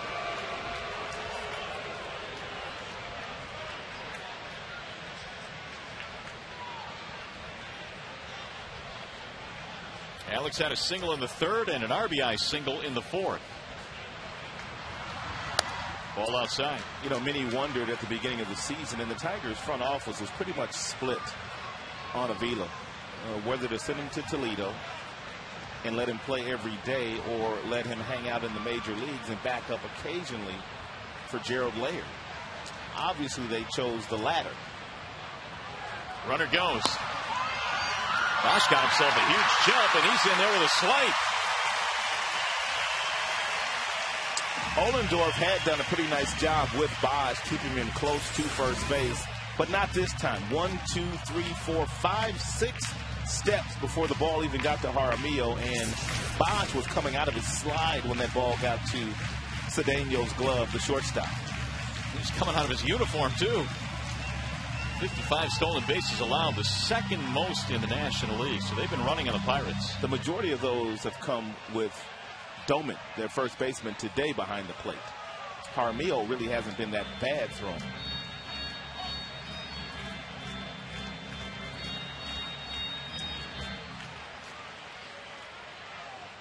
So Avila, now ahead in the count 2-0, has an RBI chance.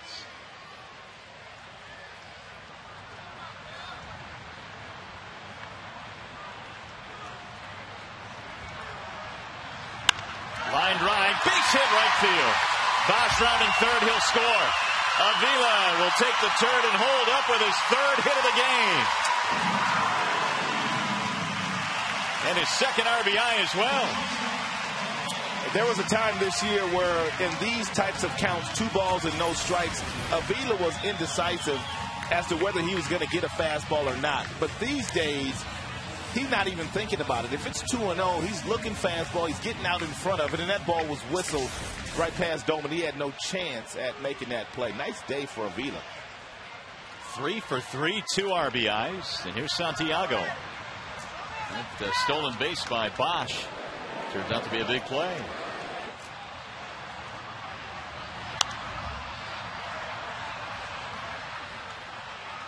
All 4 of the Tigers' runs have been scored with 2 outs in this game. Of course, the 3 in the 4th inning.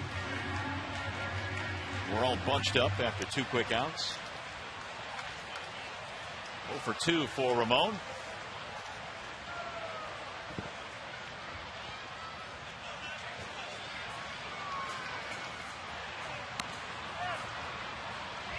One ball, 1 strike. Santiago has a strikeout and a ground out today. Ohlendorf touched up for 3 in the 4th and 1 here in the 6th. Runner goes. Here comes the throw. It's high. It's into center field. But Avila will hold up. Tigers are not known as a running team, but Ohlendorf has clearly forgotten about the last two. He forgot about Bosch. He forgot about Avila. And they both get tremendous jumps, and they both are able to steal bases. It is the second of the year for Alex.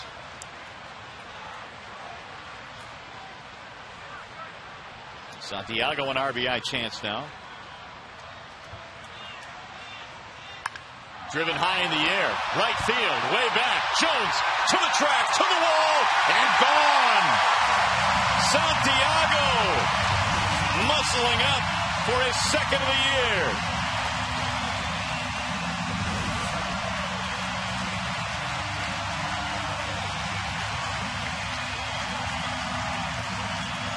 He hit 7 last year. We know he can go deep.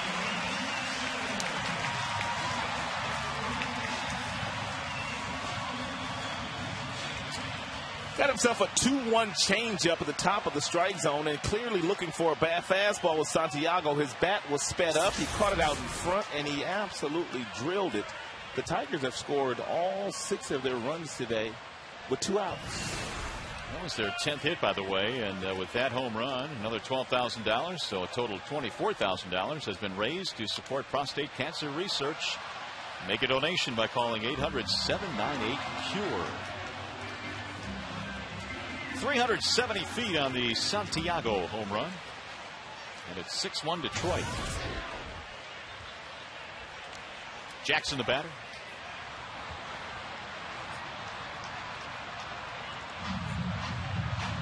Austin is 0 for 3.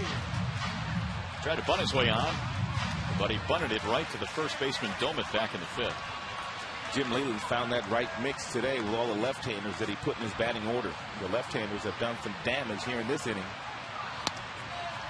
against Ohlendorf. Jackson goes down swinging, ending the inning. But Verlander has a little bit more offense to work with now. Santiago's home run makes it 6-1.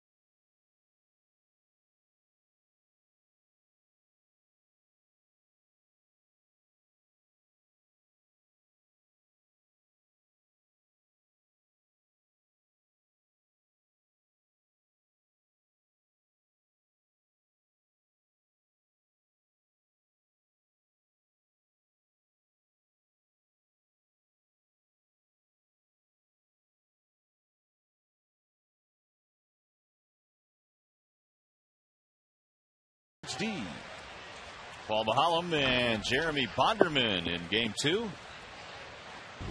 Bondo in search of his 3rd win tomorrow. Game 2 in the 3-game set. Tigers right now lead game 1 6-1 is our score as we go to the 7th inning. Lastings Millage leads it off, then Akinora Iwamura and Ronnie Cedeno. Verlander tonight has given up just 2 measly hits through 6 innings. He got a 1-2-3 in the 6th. In fact, Justin has had 3 1-2-3 innings. Breaking ball missing, 1 ball, 1 strike on Lastings Millage. It usually is a good day when Verlander's throwing first pitch strikes, and he's 16 of 24 in that regard here tonight. He's so good that once he does get ahead of you with the 4+ pitches, the fastball, the curve, the slider, and the change, it's tough to hit him. It really is. That's hit hard into left, and a leadoff single for Millage here in the 7th inning. Just the 3rd hit allowed. Tigers tonight had 10 hits. And Millage turned around a piece of 94-mile-per-hour cheese. Here's Iwamura. Tigers have had a pair of 3-run frames in this game, a 3-run 4th, a 3-run 6th. Iwamura is 0 for 1 with a walk, and he has scored their only run to this point. Quick move, quick throw, but he just got back.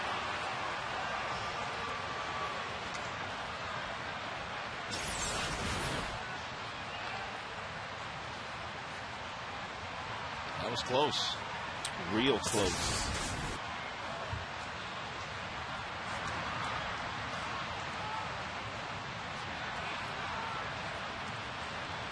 .86 pitches so far for Verlander as we play here in the 7th.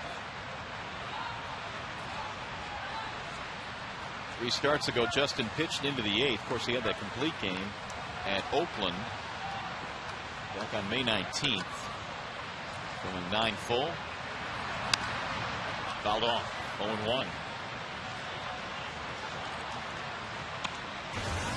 Iwamura missed about 3 months of last year's season with a torn ACL. When he signed with the Tampa Bay Rays, they brought him over as a 3rd baseman, but he played there 1 year, and then a guy by the name of Evan Longoria came on the scene, and they had to find a new spot for him. They sent him over to 2nd base, and he played well there for Joe Madden's Rays. Then the injury, and kind of lost his job to Zobrist, who had a big year, an all-star year last year. Yes. The 0-1 in the air to right field. Bosch is there. Iwamura is out, 1 gone.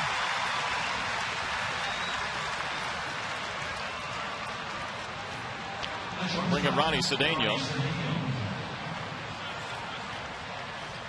Cedeno more known for his glove than his bat. And you can see the evidence of that in the .241 batting average, but he has played long ball 4 times this year. Driven in 15. Cedeno hit safely in 4 straight after a stretch in which he went 0 for 17. Former Chicago Cub. Also played briefly with Seattle last year, and he was involved in that multiplayer deal. Jack Wilson going over, Ian Snell going over to Seattle. This Pittsburgh Pirates team's in a rough stretch right now. They've lost 6 of their last 7.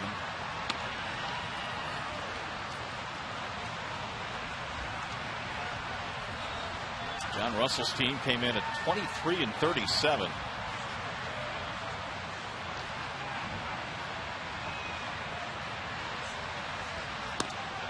Ball outside to Cedeno.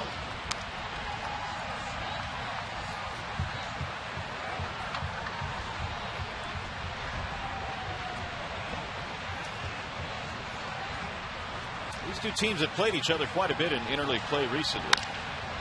That's driven to center field. Pretty good. Jackson is on the run, and he makes another terrific catch. Austin Jackson runs 1.5 miles, and they almost get a double play. This guy's just unbelievable. There's literally nothing you can't hit by this guy. He's getting a standing O, man. Take a look at this here. Look at his number, 14. Now, we've been watching 14 for a long, long time. He is absolutely gifted in center field. Fun to watch. Oh, got some style, too. And what a reaction by the crowd. A standing ovation. Over the catch, over the shoulder. He's made 3 sensational catches this year. 3 of them. It's not the last time we're going to see that one tonight either. It's amazing. Everybody talks about a Gold Glove in his future. How about the present? He's getting it done, man. He's got that kind of season going defensively. Of course, none were bigger in the high-profile, almost perfect game for Galarraga.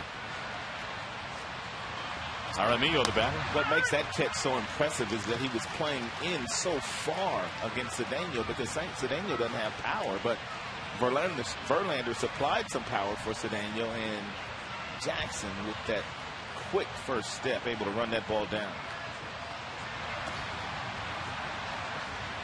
Jackson's old school. He's from that school of thought that if I'm not getting any hits, you guys aren't getting any either.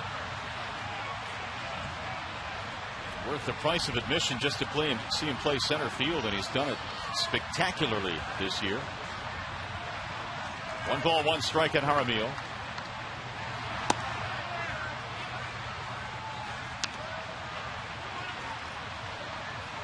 That ball had triple written all over it. And easily would have scored a run. 2-1.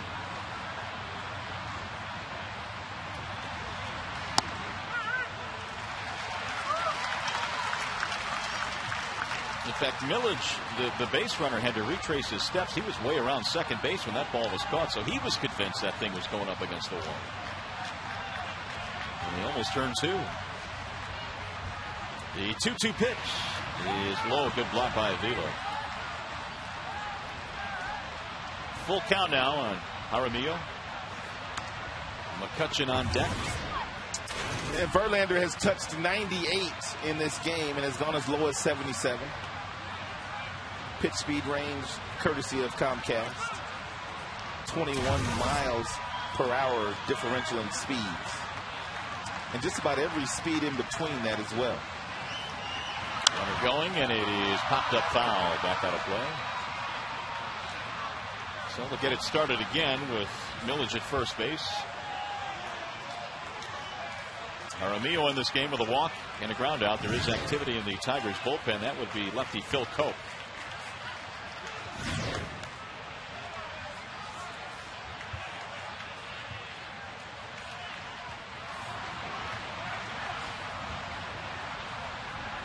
Three and 2. Swing and a miss. He struck him out. Verlander strikes out his 3rd of the game. They strand a runner. Stretch time here in Detroit. Austin Jackson. What an incredible play in center field.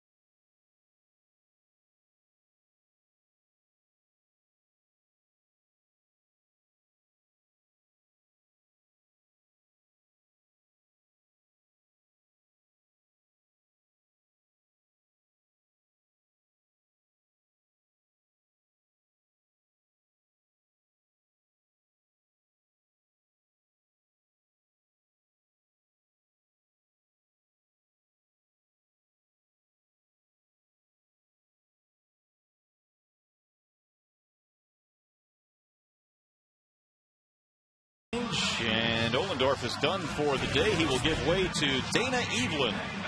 10th game now for Evelyn, and these numbers are with Toronto Blue Jays. 3 and 4, 44 and 2/3. Earned run average north of 6, 21 strikeouts, 27 walks, but did not give up a home run with the Blue Jays. He was acquired from Toronto on June the 1st, so just recently. for a minor league pitcher. Dana Eveland will take over now for Pittsburgh. Eveland has also pitched with some other organizations. He's been with the Athletics. He's also been with Arizona and the Milwaukee Brewers. Johnny Damon leads it off here in the 7th. Damon Kelly Cabrera against the left-hander. Bouncing ball back up the middle. Going to be a tough play for Iwamura, and he'll have no play. Damon is aboard to start things off in the bottom of the 7th. Tigers now have their 11th hit. Ohlendorf's numbers.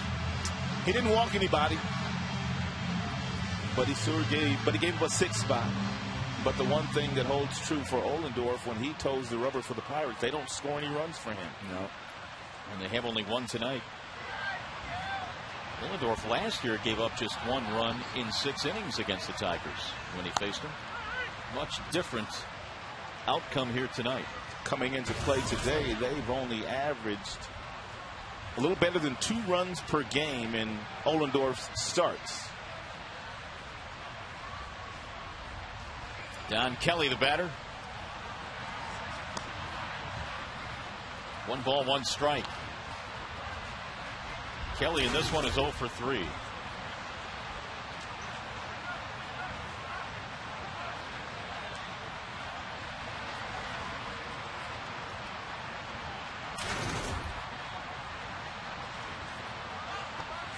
Checked it.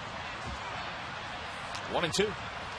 I mentioned Kelly grew up in the Pittsburgh area. He also went to college in Pennsylvania, and although he came up in the Tigers organization, didn't get to the big leagues until the Pirates actually gave him a chance back in 2007. He played in 25 games with Pittsburgh. His first taste of the big leagues with the hometown team. 2 balls, 2 strikes. I'm sure that was awfully special to Don Kelly. Not only to get to the big leagues, but play for the team that you probably grew up rooting for. Sure. They got a nice ballpark in Pittsburgh, too. Beautiful ballpark. It's called PNC Park. Yeah. Probably one of the nicest, I think, in the National League. Gorgeous.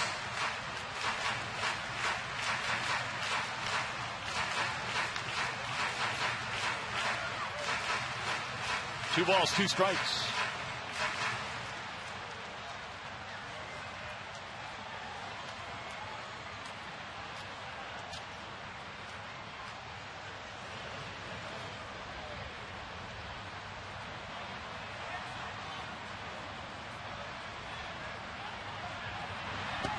Way inside, run it full now. 3-2 on Don Kelly.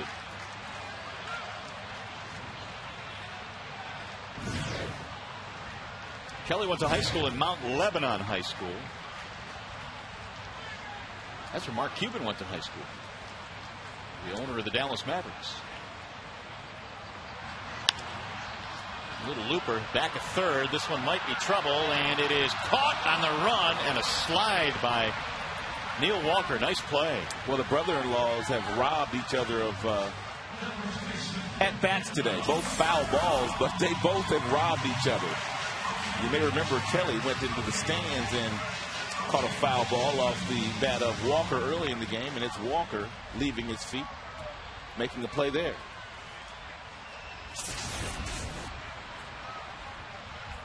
One out. That's going to bring up Cabrera.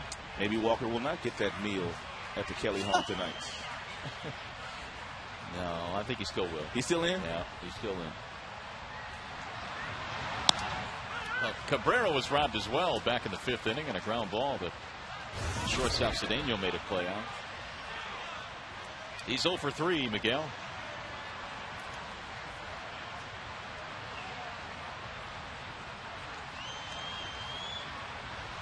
Here's the 0-1. Eveland misses inside. 1 ball, 1 strike.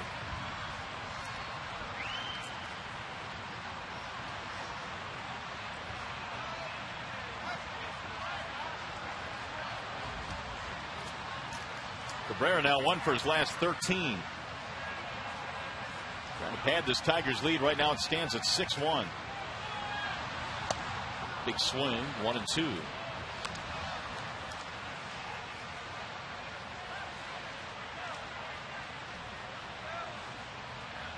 Evelyn first got to the big leagues with Milwaukee in 2005.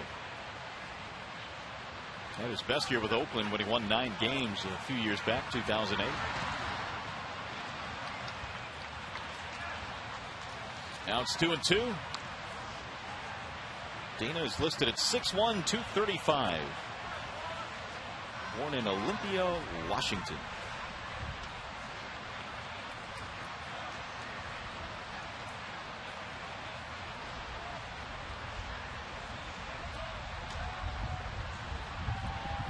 Two-two pitch. Swinging a tip into the glove for strike 3. Evelyn has his first strikeout. That is 7 strikeouts for Pittsburgh pitching tonight. So my good buddy lives in Olympia, Washington. You see him in Seattle. On occasion, he comes to the booth just about every time we go there. Dale Oquist. Yep, he lives in Olympia. Him and his family drive down to see me in Seattle when we go there. Never been there. Is it nice? No, it's very nice there. It's very nice there. But then again, just about any place in Washington State's probably going to be pretty scenic. Especially during the summertime when the sun is shining. Bosch lines one, foul. Well, here he is again facing another left-hander, but it doesn't seem to bother. Oh, he drills them. Left-handed, right-handed.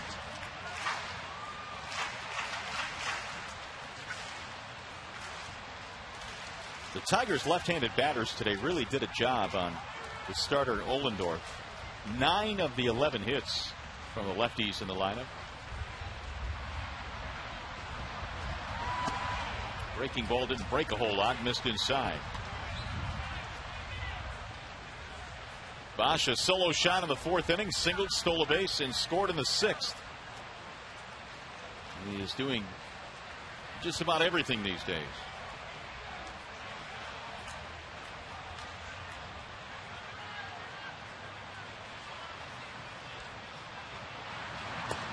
But as the numbers start to pile up now for Bosch, he has 30 big league RBIs in his first 39 major league games.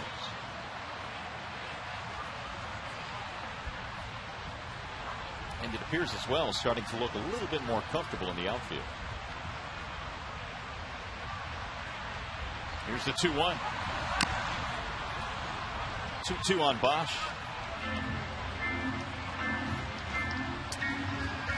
That's just crazy. I could just chuckle, that's all. 438 against lefties. 538.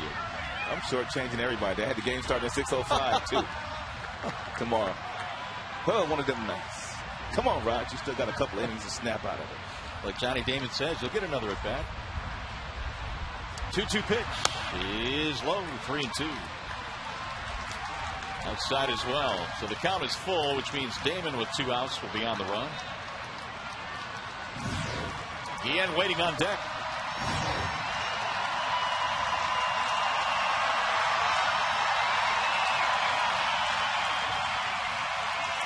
Three-two pitch is on the ground, back up the middle, and the shortstop Cedeno will cut him down to retire the side. Tigers get an infield hit to lead things off. Do not score, and we go to the 8th.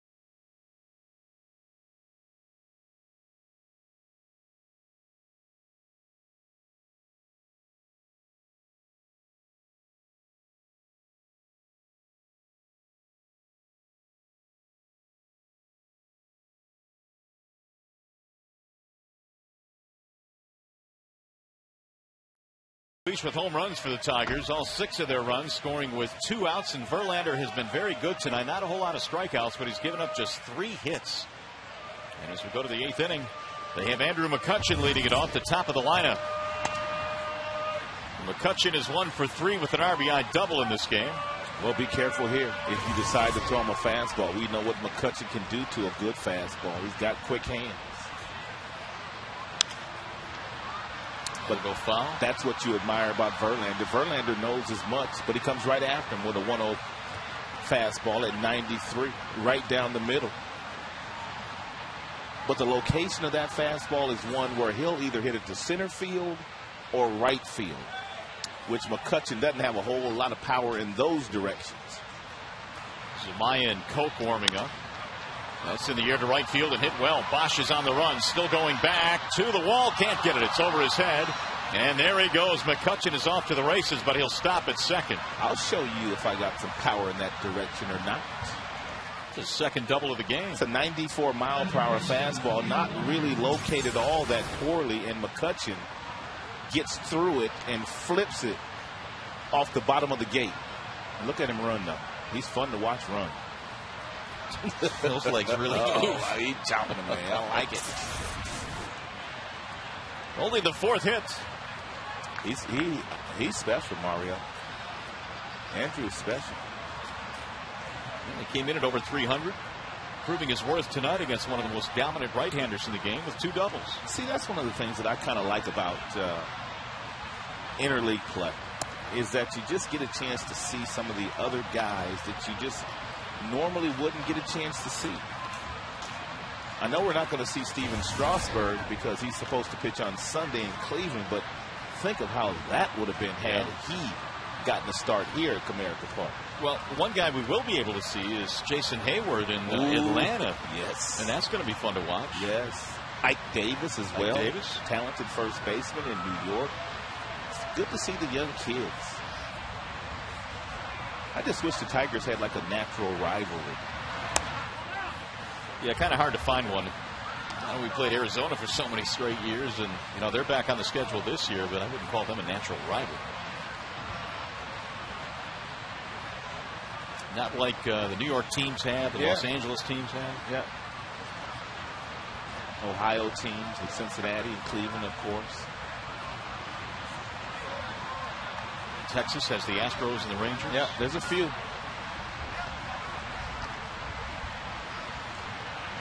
Two 2-0 on Walker. A double by McCutchen. And now it's 3-0. Verlander has crossed the 100 plateau in pitches thrown. If you're wondering, that was 103. The most he has thrown in any game this year, 125. That was back in April. I think after he threw that 125 in that start, Jim Leyland kind of decided to himself, you know what?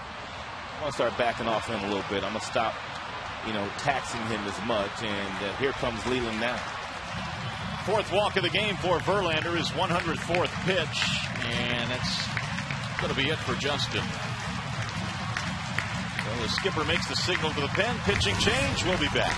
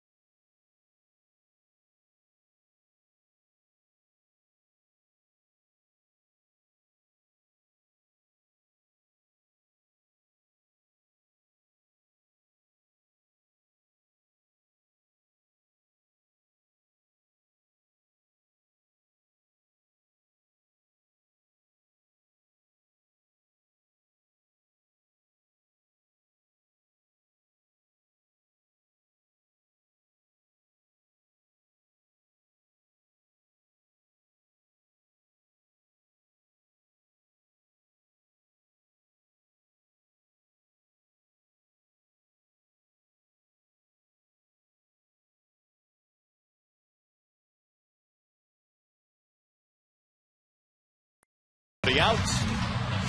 And it is time for our Cabot Woodstain's legendary performance on this day. Back in 1961, Stormin' Norman Cash became the first Tiger to hit a home run over the right field roof. It was a 7-4 loss to the Washington Senators, but that had to be something to behold. Of course, quite a few guys ended up hitting, not quite a few, but some over the roof at Old Tiger Stadium. Phil Koch is the new pitcher now for Detroit. And 29th game now that Koch has been in. Good numbers, 3-0. Earned run average just a little bit north of 3.5. 19 strikeouts in 25 innings pitched. And the one thing about Koch is he's good against left-handers, but he's not bad against right-handers either. He can handle them both.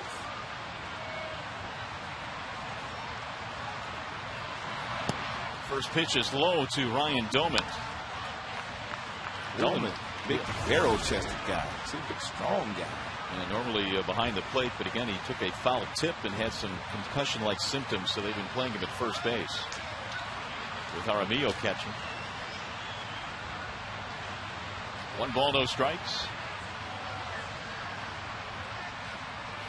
Bouncing ball hit toward third. He's not looking to hit a single either.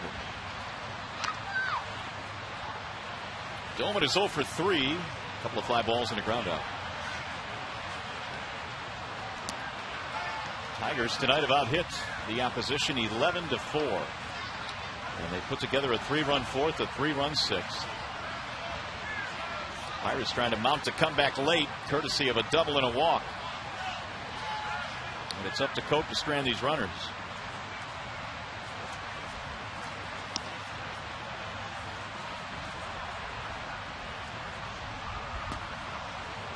Two and 1. The 29 appearances for Koch is 8th in the American League among relievers. Bill wants to do baseball.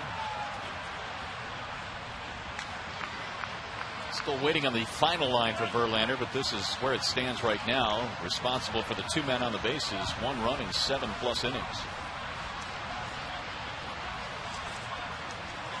McCutchen at second base, and they have Walker at first.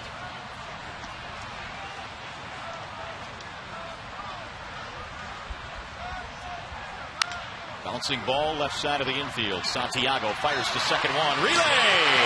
Got it! Double play! Guillen took a hit down there at second, but still delivered. That's a nice job by Guillen. It's a nice feed by Santiago, but this is one of the more difficult plays for a new second baseman when the ball is coming to you on this side of the bag, and then you know that base runner's on top of you. Walker does a nice job of uplifting Guillen, but he still completed the double play. That's a nice job. That's the first time we've seen contact made against Guillen since taking over at that position about, 2 weeks ago? Yeah, the result was good. Nicely done. He's getting more and more comfortable down there. Here's Garrett Jones with 2 outs. That's not going to get far enough away to score the runner. You know, sometimes it's kind of hard to judge exactly how good a reliever is, and we put up Koch's numbers, and they're good. The earned run average just a shade above 3.5, and he's done really nice work, 3-0, but how many inherited runners does he allow to score? And in this case, it would be the 2 runners that were out there that Verlander left. So far this season, Koch has inherited 23, 5 of which have scored, and he's 1 out away from stranding a couple of more here for Justin. Awfully good. The 1-0 pitch. Fouled straight back. I mean, they have holds where the guy that pitches in the 8th inning, you kind of get an idea of what he's been able to do. And, of course, you've got the saves at the back end of the bullpen. But those middle relievers, how many runs did you allow to score? That's probably the best indicator, don't you think? It's big. 78% have been stranded by Koch. Here's the 1-1.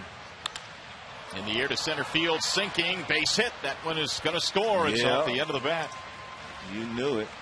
And a single for Jones to make it a 6-2 game. So Verlander's line is complete. He will be charged with 2 runs. Give Jones his 36th RBI. And that leads the Pirates. Here's Ryan Church. Church 0 for 3.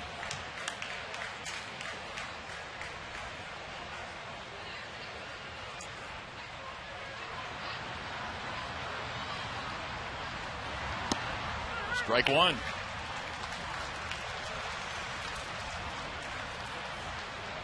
Pirates get their first run since scoring a run way back in the third. Only 5 hits allowed by Tigers pitching tonight.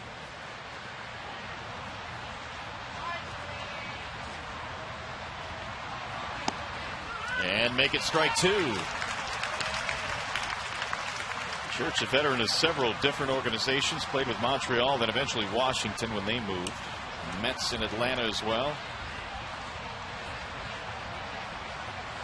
Most games he's ever played in was with Washington in the 07 season, 144 games. That's when he finally got a chance to play just about every day. And he swings and strikes out, and Coke finishes him off with his first strikeout of the game. They get a run, and we go to the bottom of the 8th. Guillen in Javila coming up.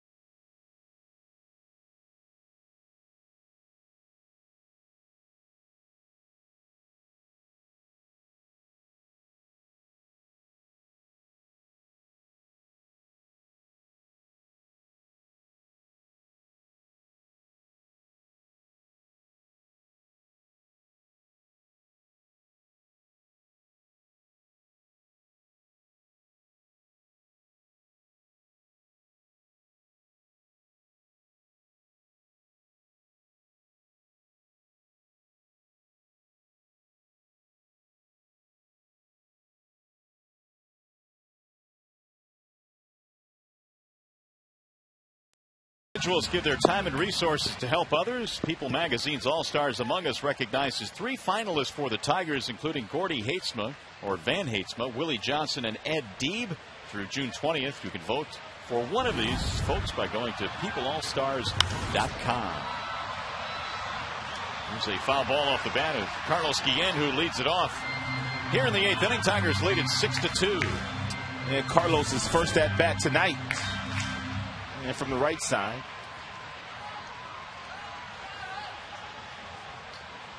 He has a double in 3 previous at bats.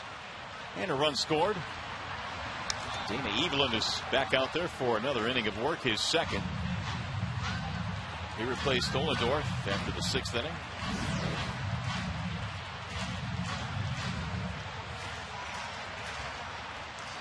And the Pirates in jeopardy of losing their 6th consecutive game.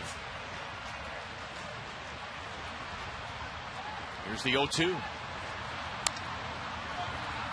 Well, 5 in a row coming in, plus 6 of their last 7. In the loss column for Pittsburgh. Pirates have one of them type of teams too, where if they've got a lead going into games late, the back end of their bullpen is really good. They got a really nice back into their bullpen, but they just haven't been able to get to those guys all that often with a lead. The 0-2. And there's strike 3. Second strikeout for Evelyn. Hey fans, voting is ongoing for the 2010 All-Star Game in Anaheim. Help send your favorite Tigers to this year's Midsummer Classic by Voting up to 25 times at Tigers.com. Vote early and often.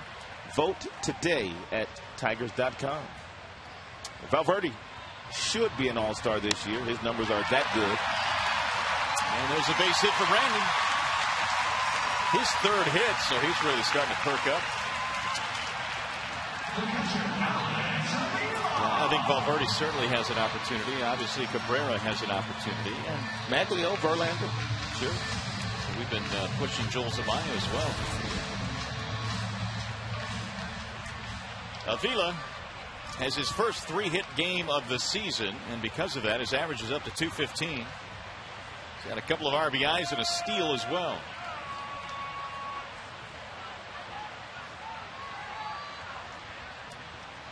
Ball 1. Tigers now have 12 hits on the board.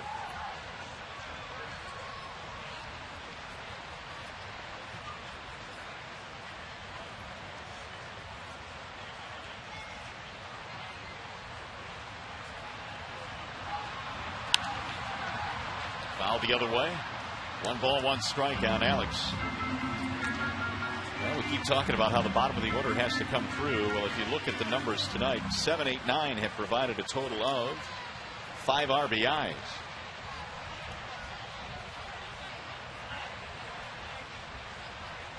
Five of the 6 the Tigers have.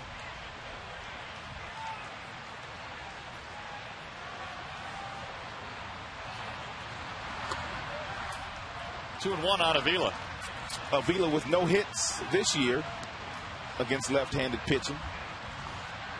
But he's got himself in that predictable fastball count. 2 balls, 1 strike against the left-hander Evelyn. So you might as well look for the pitch that you want, and if you get it, put a real good swing on it. He's going to get the fastball.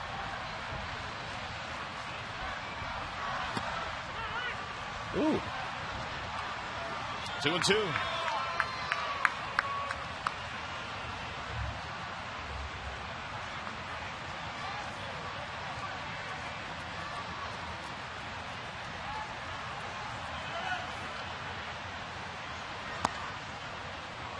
Fill it now. 3 balls, 2 strikes on Avila.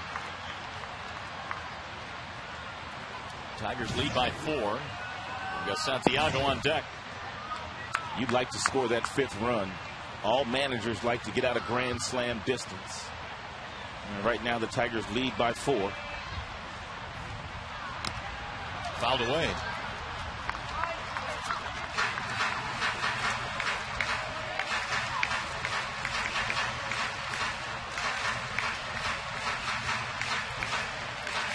Boy, the Tigers have really done a job in interleague play at home. In fact, they came in at 29 and 6 at home during interleague play. That dates back to the 2006 season. Of course, Verlander's got a lot of those wins. Way inside, he walked him, and Avila is on for the 4th time in this game.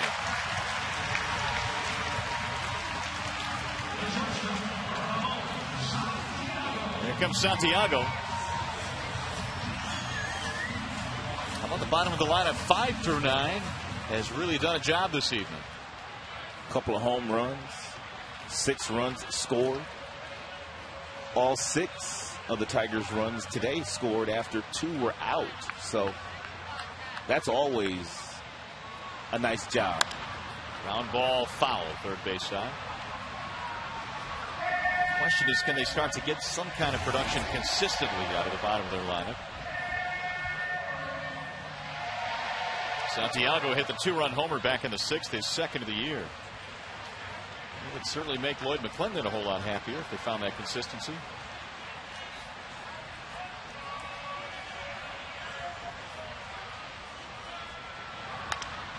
That's popped up.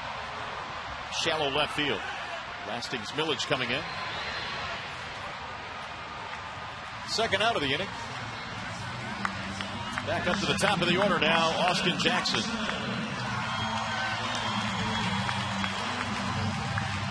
And again, Jackson finds himself in a position where he's trying to sidestep an 0 for 5. He's fanned a couple of times tonight, hit the ball on the ground a couple of times. Of course, he tried to butt his way on in one of those at-bats. And the average at 307. In Genevila, the base runners.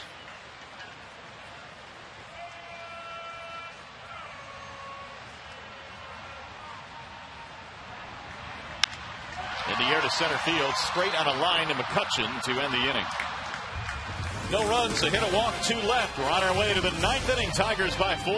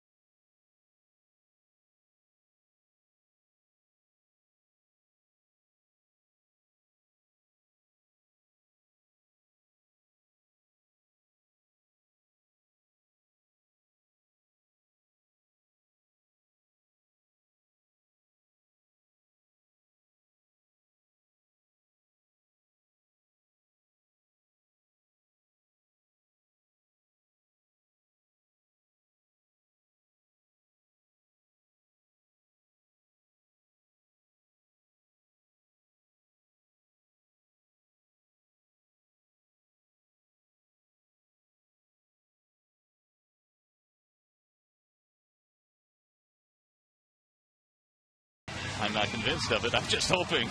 We want to keep Tom Izzo in East Lansing. We'll see what happens. Well, as we go to the 9th inning, it is 6-2 in favor of the Tigers, and Jose Valverde is in now for Detroit. Jose Valverde has not allowed a run in his last 23 outings for the Tigers, spanning 23 1/3 scoreless innings. Also tops all American League relievers with a .37 earned run average. Oh, has he been good. Better than good. So Valverde will try and put the finishing touches on this one as we go to the 9th inning. Lasting's Millage will lead things off. Millage, then Iwamura, and Cedeno facing Papa Grande. Tigers got lucky when they signed Valverde because they didn't sign him until, what, Tiger Fest? Like the middle of January. Yeah. 23 1/3 scoreless innings.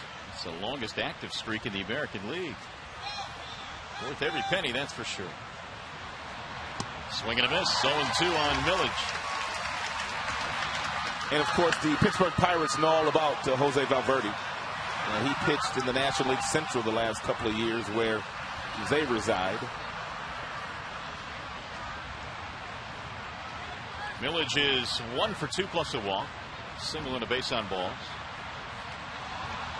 And he struck him out. Papa Grande. First strikeout for Valverde. He is such a hot dog. Every out is a show. One gone, and here is Iwamura.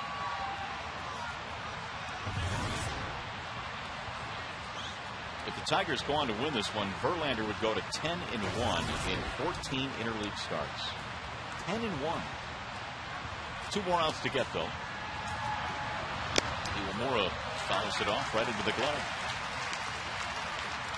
I don't know what to make of that, really. I mean, obviously Verlander's good, and Verlander's good against most teams, but, I mean, is the National League not as strong, you wonder? I just don't know. I know some people say that, and Verlander's numbers validate that, but it's just hard to believe with free agency and all the other things that are going on, guys changing leagues, that one league could really dominate another league. They do it every year in the All-Star game, too. Well, you would believe that Verlander would be a menace in games played in National League parks, obviously with no DH, so there are less hitters to go through.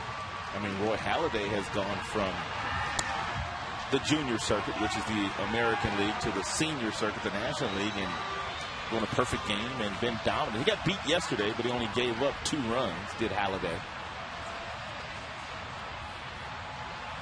Hard to tell, but Verlander's numbers don't lie. No. 2-1. And Tigers have had a lot of success against interleague clubs, too. 97. He'll touch 98 on occasion, but he's got that devastating fork ball, which is unhittable. I don't think I've seen anybody really square it up all year.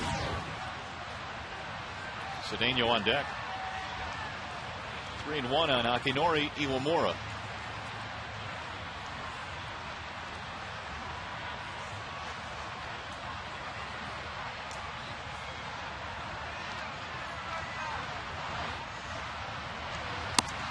Checked it, and it's ball 4. 1 out, base on balls. Well, what's going on with the McDonald's player of the game voting?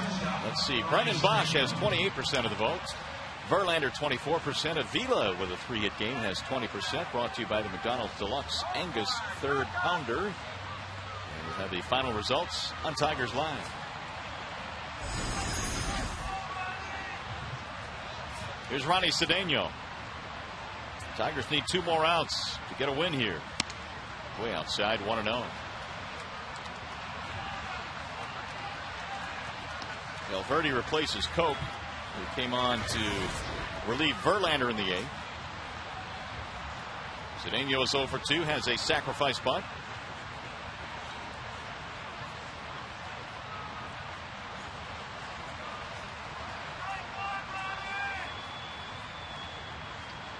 Now the 1-0.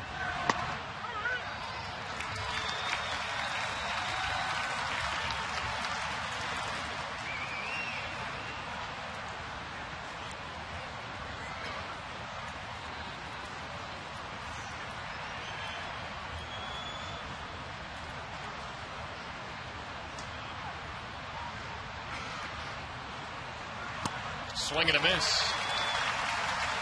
1 ball and 2 strikes on Ronnie Cedeno.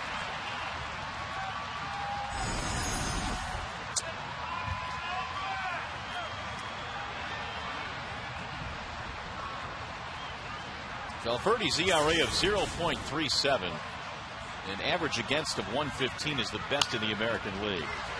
Rolled slowly toward third. Inge will take the sure out at first base. He's a smart player. He could have forced the issue and gotten the force out, but for what? Let's get it out. Heads up, player. He takes a look. Nah, we'll just go over this way.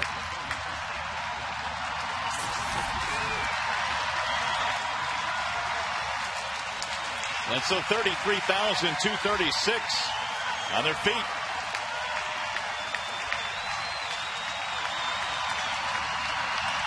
One more out to get, and it's Jason Jaramillo.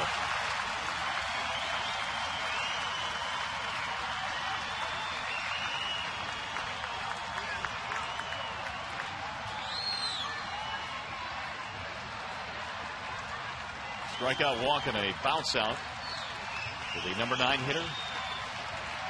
Tigers lead 6-2 with 1 out to get here in the 9th inning.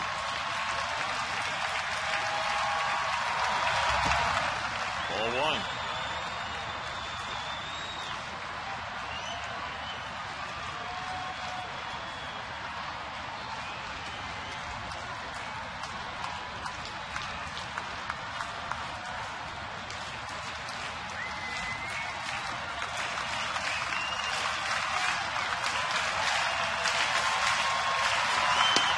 There's a strike called, 1-1 on Jaramillo.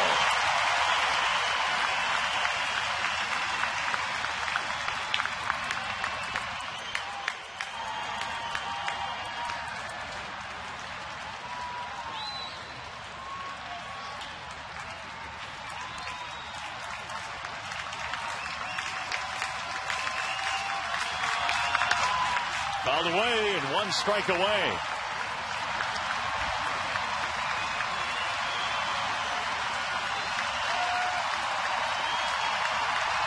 One more strike for Valverde.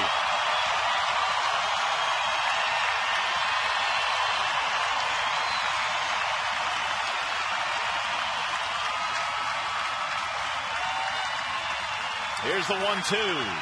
Swing and a miss. He struck him out. Avila will throw down to complete the strikeout. And the Tigers get an interleague win tonight. 6-2 final score as Justin Verlander wins again. Valverde puts the exclamation point on this one. With 2 home runs into this game, a total of $24,000 have been raised for prostate cancer research.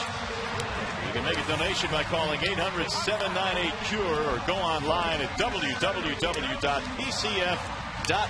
Bosch hit one of them, and the other was hit by Santiago. Good win tonight for the ball club. 6-2 our final score. Back with more coming up from Comerica Park right after this.